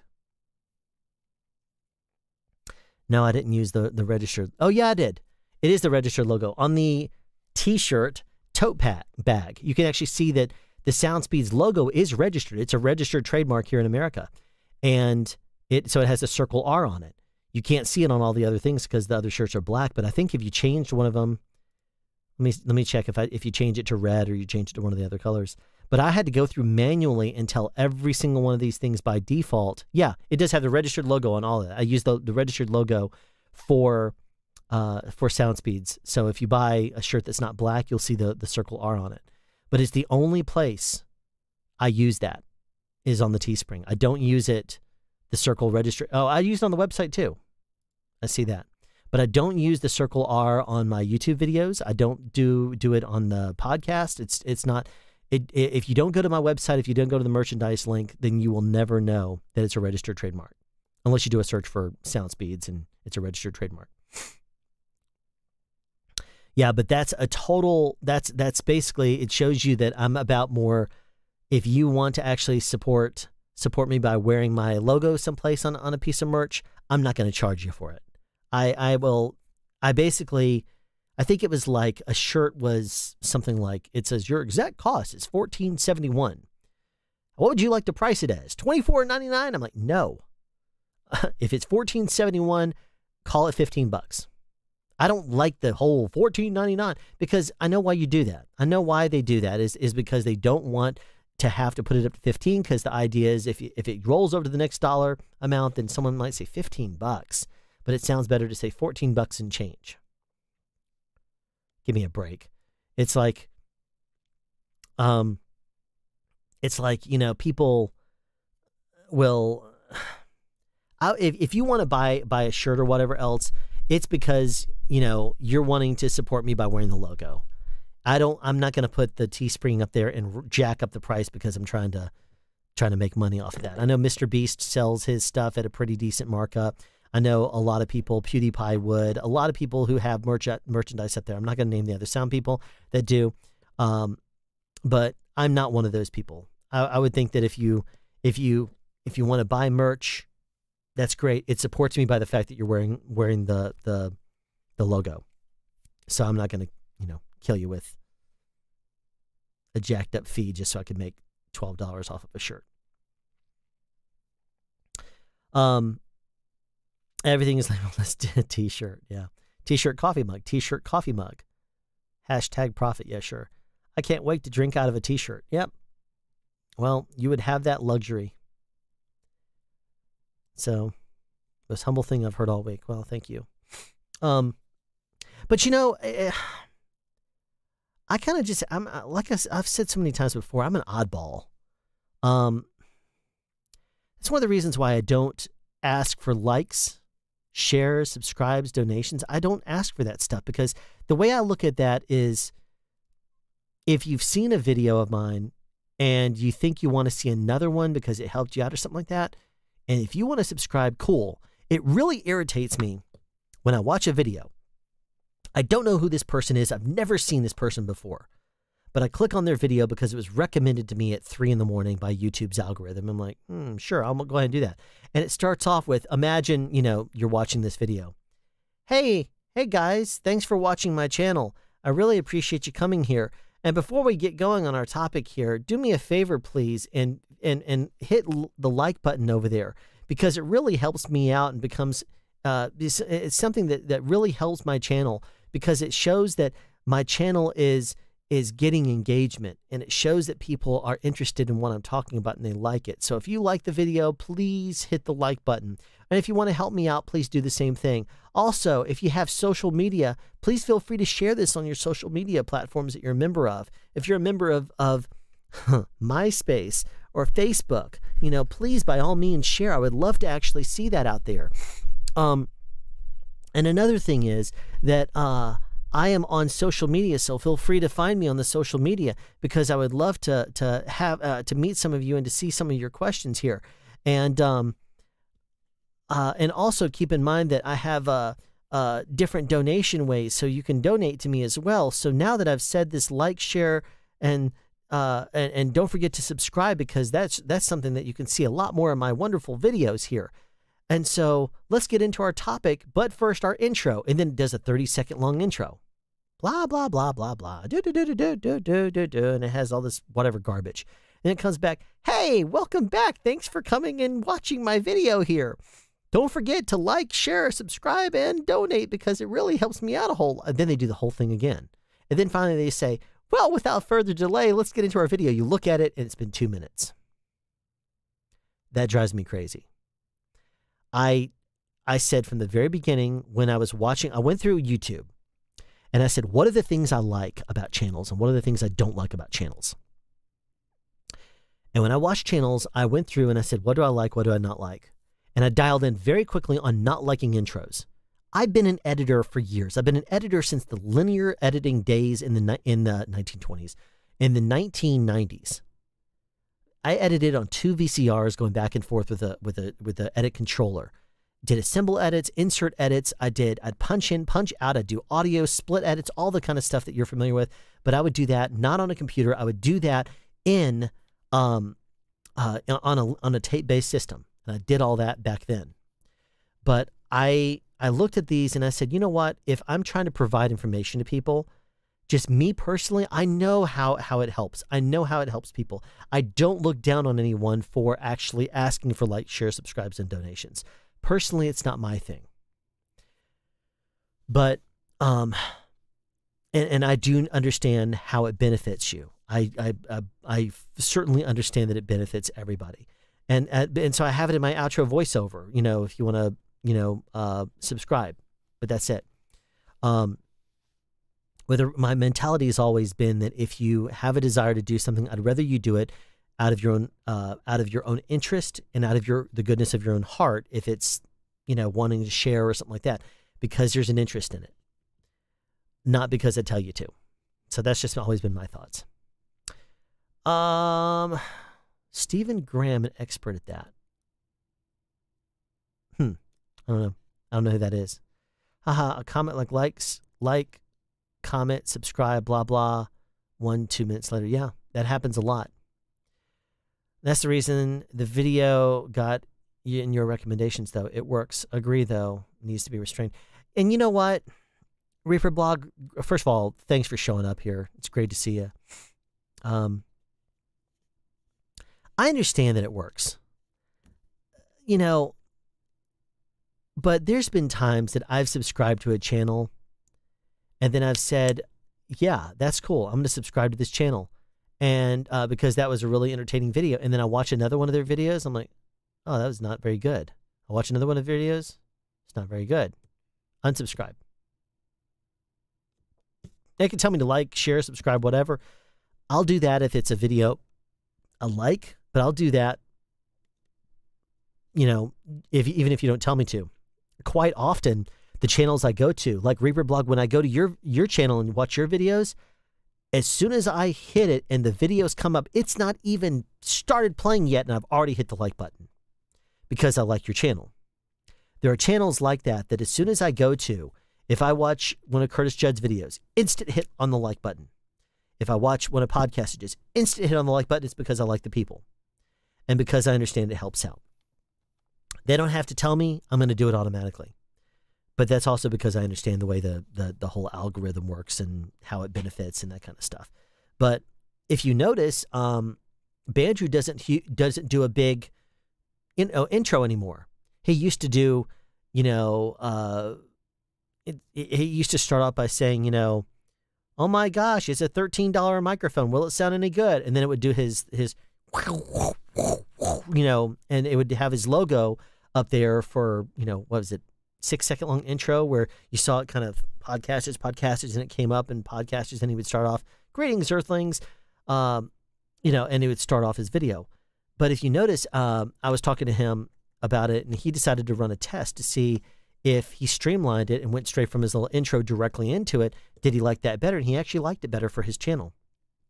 So he now doesn't do his podcaster's intro anymore just because he chose that he likes the way it looks better without.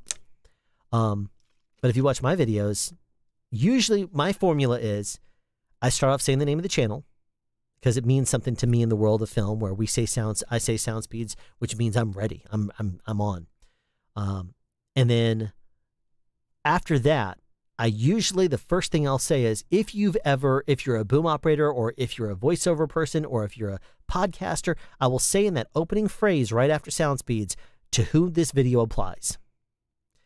So if you are interested, so if you watch the video and you say, this is not for me, instantly it's not for you.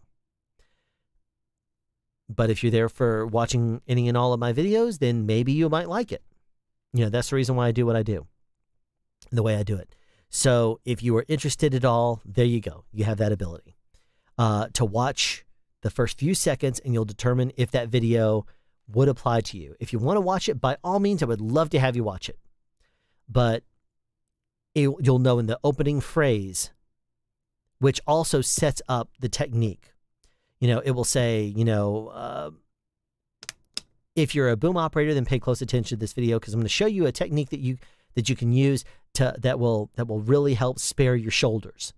And by there, I've spent maybe 4 or 5 seconds in a video, and I've already established what channel you're watching, who the video is for, and what I'm going to be doing in the video in a few seconds. So that's one of the reasons why I do things the way I do.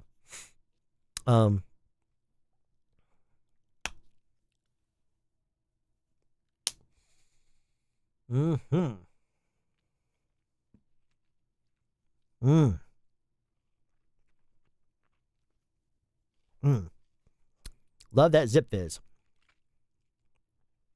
So here's a question. In the last live streams I've done, I've talked about the TV show that I did last summer called P-Valley. It's on Stars. Has anyone watched it? That's a question I have. Has anybody watched it out there? The questions I basically was asking about earlier in the stream, I got most of the answers that I'm interested in, and I'm going to ask again in another live stream at some point. But we'll see how it is. So we have a whole bunch of no's. In case you have not been part of the past live streams, I'll tell you a brief bit about it. It takes place, it was a very sound challenging show. It also happened to be a show that was run very much, I don't want to say, like a family, but it very much was. The cast and crew became really tight on the show. And it was one of those things that you really genuinely appreciated the people on it. I didn't always talk to the crew members, the cast members. It's a show that basically takes place in the Dirty South. In Mississippi, it is an old strip club that it's raw, it's raunchy. The characters are just a damn trip. And because it's a strip club, there's a lot of smoke, which if you throw a boom out there and there's smoke, if you don't control and you know exactly where your boom pole is, one of those hard lights in the club is going to go through the smoke and cast a shadow from your pole onto the smoke. Something you might not have thought about. Your boom shadow will cast all over the place. Well, it's bad enough when you have a hard light and it does this number. You see the shadow casting across my face from the light right there? Well, if I do that, that's bad. However, if it's a soft light, if it's a bigger source like this one here, I can maybe get away with coming in a little bit on it. It's actually changing my light level too much. But if there was a huge big source like a 8x, and they were illuminating the whole thing, and that whole thing was a source, I can maybe come in and throw my boom across that, and you will never see the shadow in the back. But if I were to have a direct light that I'm casting the shadow, let's say above them, and the wall is way behind them, so I can throw the boom right on top of their heads, and the shadow would cast on a wall if it was behind them, but there's nothing behind them, it just goes straight to the ground. You're never going to see that. So if I did that, cool. But as soon as you throw a smoke in that room, I'm now casting a shadow directly on the smoke, and you see that. So I had to be very aware of where my boom shadows were on that show, which more so than I would normally on a show, because it was challenging to say the least. There was also, because the girls and even the guys on the show were not always wearing wardrobe that was conducive to wearing lavs, because the show was shot very dynamically and there's a lot of activity going on, hard lights, smoke, a lot of people in there too. There was a lot of challenges we ran into every single day because their strippers are wearing high heels. Clip, clop, clip, clop, clip, clop, and they're on an elevated stage and we see their feet. So we had to figure out ways of timing it so that way we could still get the dialogue, and I could play the pattern of the microphone so I could still get the dialogue and try to minimize footsteps. When we had to play music because the club was in full effect with the girls going completely crazy, they would suddenly start talking. We would have to time it so that way Michael Wynn was our sound mixer, and John Maskew was our playback guy. And they would have to coordinate to make sure that the music was crazy, and then all of a sudden it dropped to a thumper track during the dialogue. What a thumper is, if you're not familiar with that term, if you added a roll-off at 80 hertz or below, you understand what that is, where you basically lower the sounds below that. Do the reverse of that, though. Keep basically from 50 hertz and below and roll off everything above that. And not just roll it off, we're talking like zero it out. That is what a thumper is. A thumper would basically just be do, do, do, do. So you have, music that was just, everybody, the music is singing, do, do, do, do, do, do, do, do, do, and then all of a sudden thumper kicks in, and it's just do, do, do, do, do, below the vocal frequencies. So that way, post can go in there and say, zap, throw out everything below, and there you go. With exception of, if the bass is so strong that it shakes something like a light fixture, the fixture is actually shaking itself. Like if this were like making a noise like that. If you heard a chandelier going, vroom, vroom, vroom, and the glass chinking sound, the clicking sound that happens, like if a chandelier was going because it was vibrating and hitting something, that would still be there. We would have to silence that. But those are all different challenges that we ran into the show. High heels were a big one because there would be people wearing wardrobe that was not conducive to wires. We would have to make sure that we would fight for the coverage. We would have to maybe put lavs in their hair. If you watched the live stream with Rachel a couple of weeks ago, she talked about that. But anyway, there's a lot of challenges on that show. So anyway, if you've not yet watched the show, it sounds incredible. They used a lot of my boom in that show. And because I was always right on top of the people, and I talked to the directors, and I talked to people, and I knew exactly, based on what they were talking to me, the directors were very well prepped. There was 8 directors. And if there was wide shots and there was certain lines and there was girls, that I needed to get, they were way back in the room and there was no real way to get it. I had ways of negotiating for that. I had ways that I was I would push for certain things, and I got every line in that show. And Rachel and Michael and John were just a pleasure to work with on that show. There was a lot of challenges. Sometimes there was a lot, tensions were high. There was a lot of stress sometimes, but it was a lot of fun. Show was just incredible. A lot of fun. Loved working on it. And the cast members are just amazing. And you would never guess from watching that show how direct and how mean seeming and how zero tolerant people just have they just do not seem like good people. And they're the nicest people in the world in real life. That was the way it was every single day on that show. Everyone was at 1,000%. Everyone was on top of it. The sweetest people, everybody. Cast and crew was just wonderful. Great experience. So that's one of the reasons why I mentioned it a whole lot, because it was an extremely challenging show, but Post did a wonderful job with the sound. It looks beautiful. And if you want a show that actually sounds really good, and you could just want to imagine the difficult times and challenges that we faced in the sound department, but then listen to how good it sounds on the show, P-Valley. That's a show I'm very proud of the way it sounds. And after I left P-Valley, I went to Black Lightning Season 3.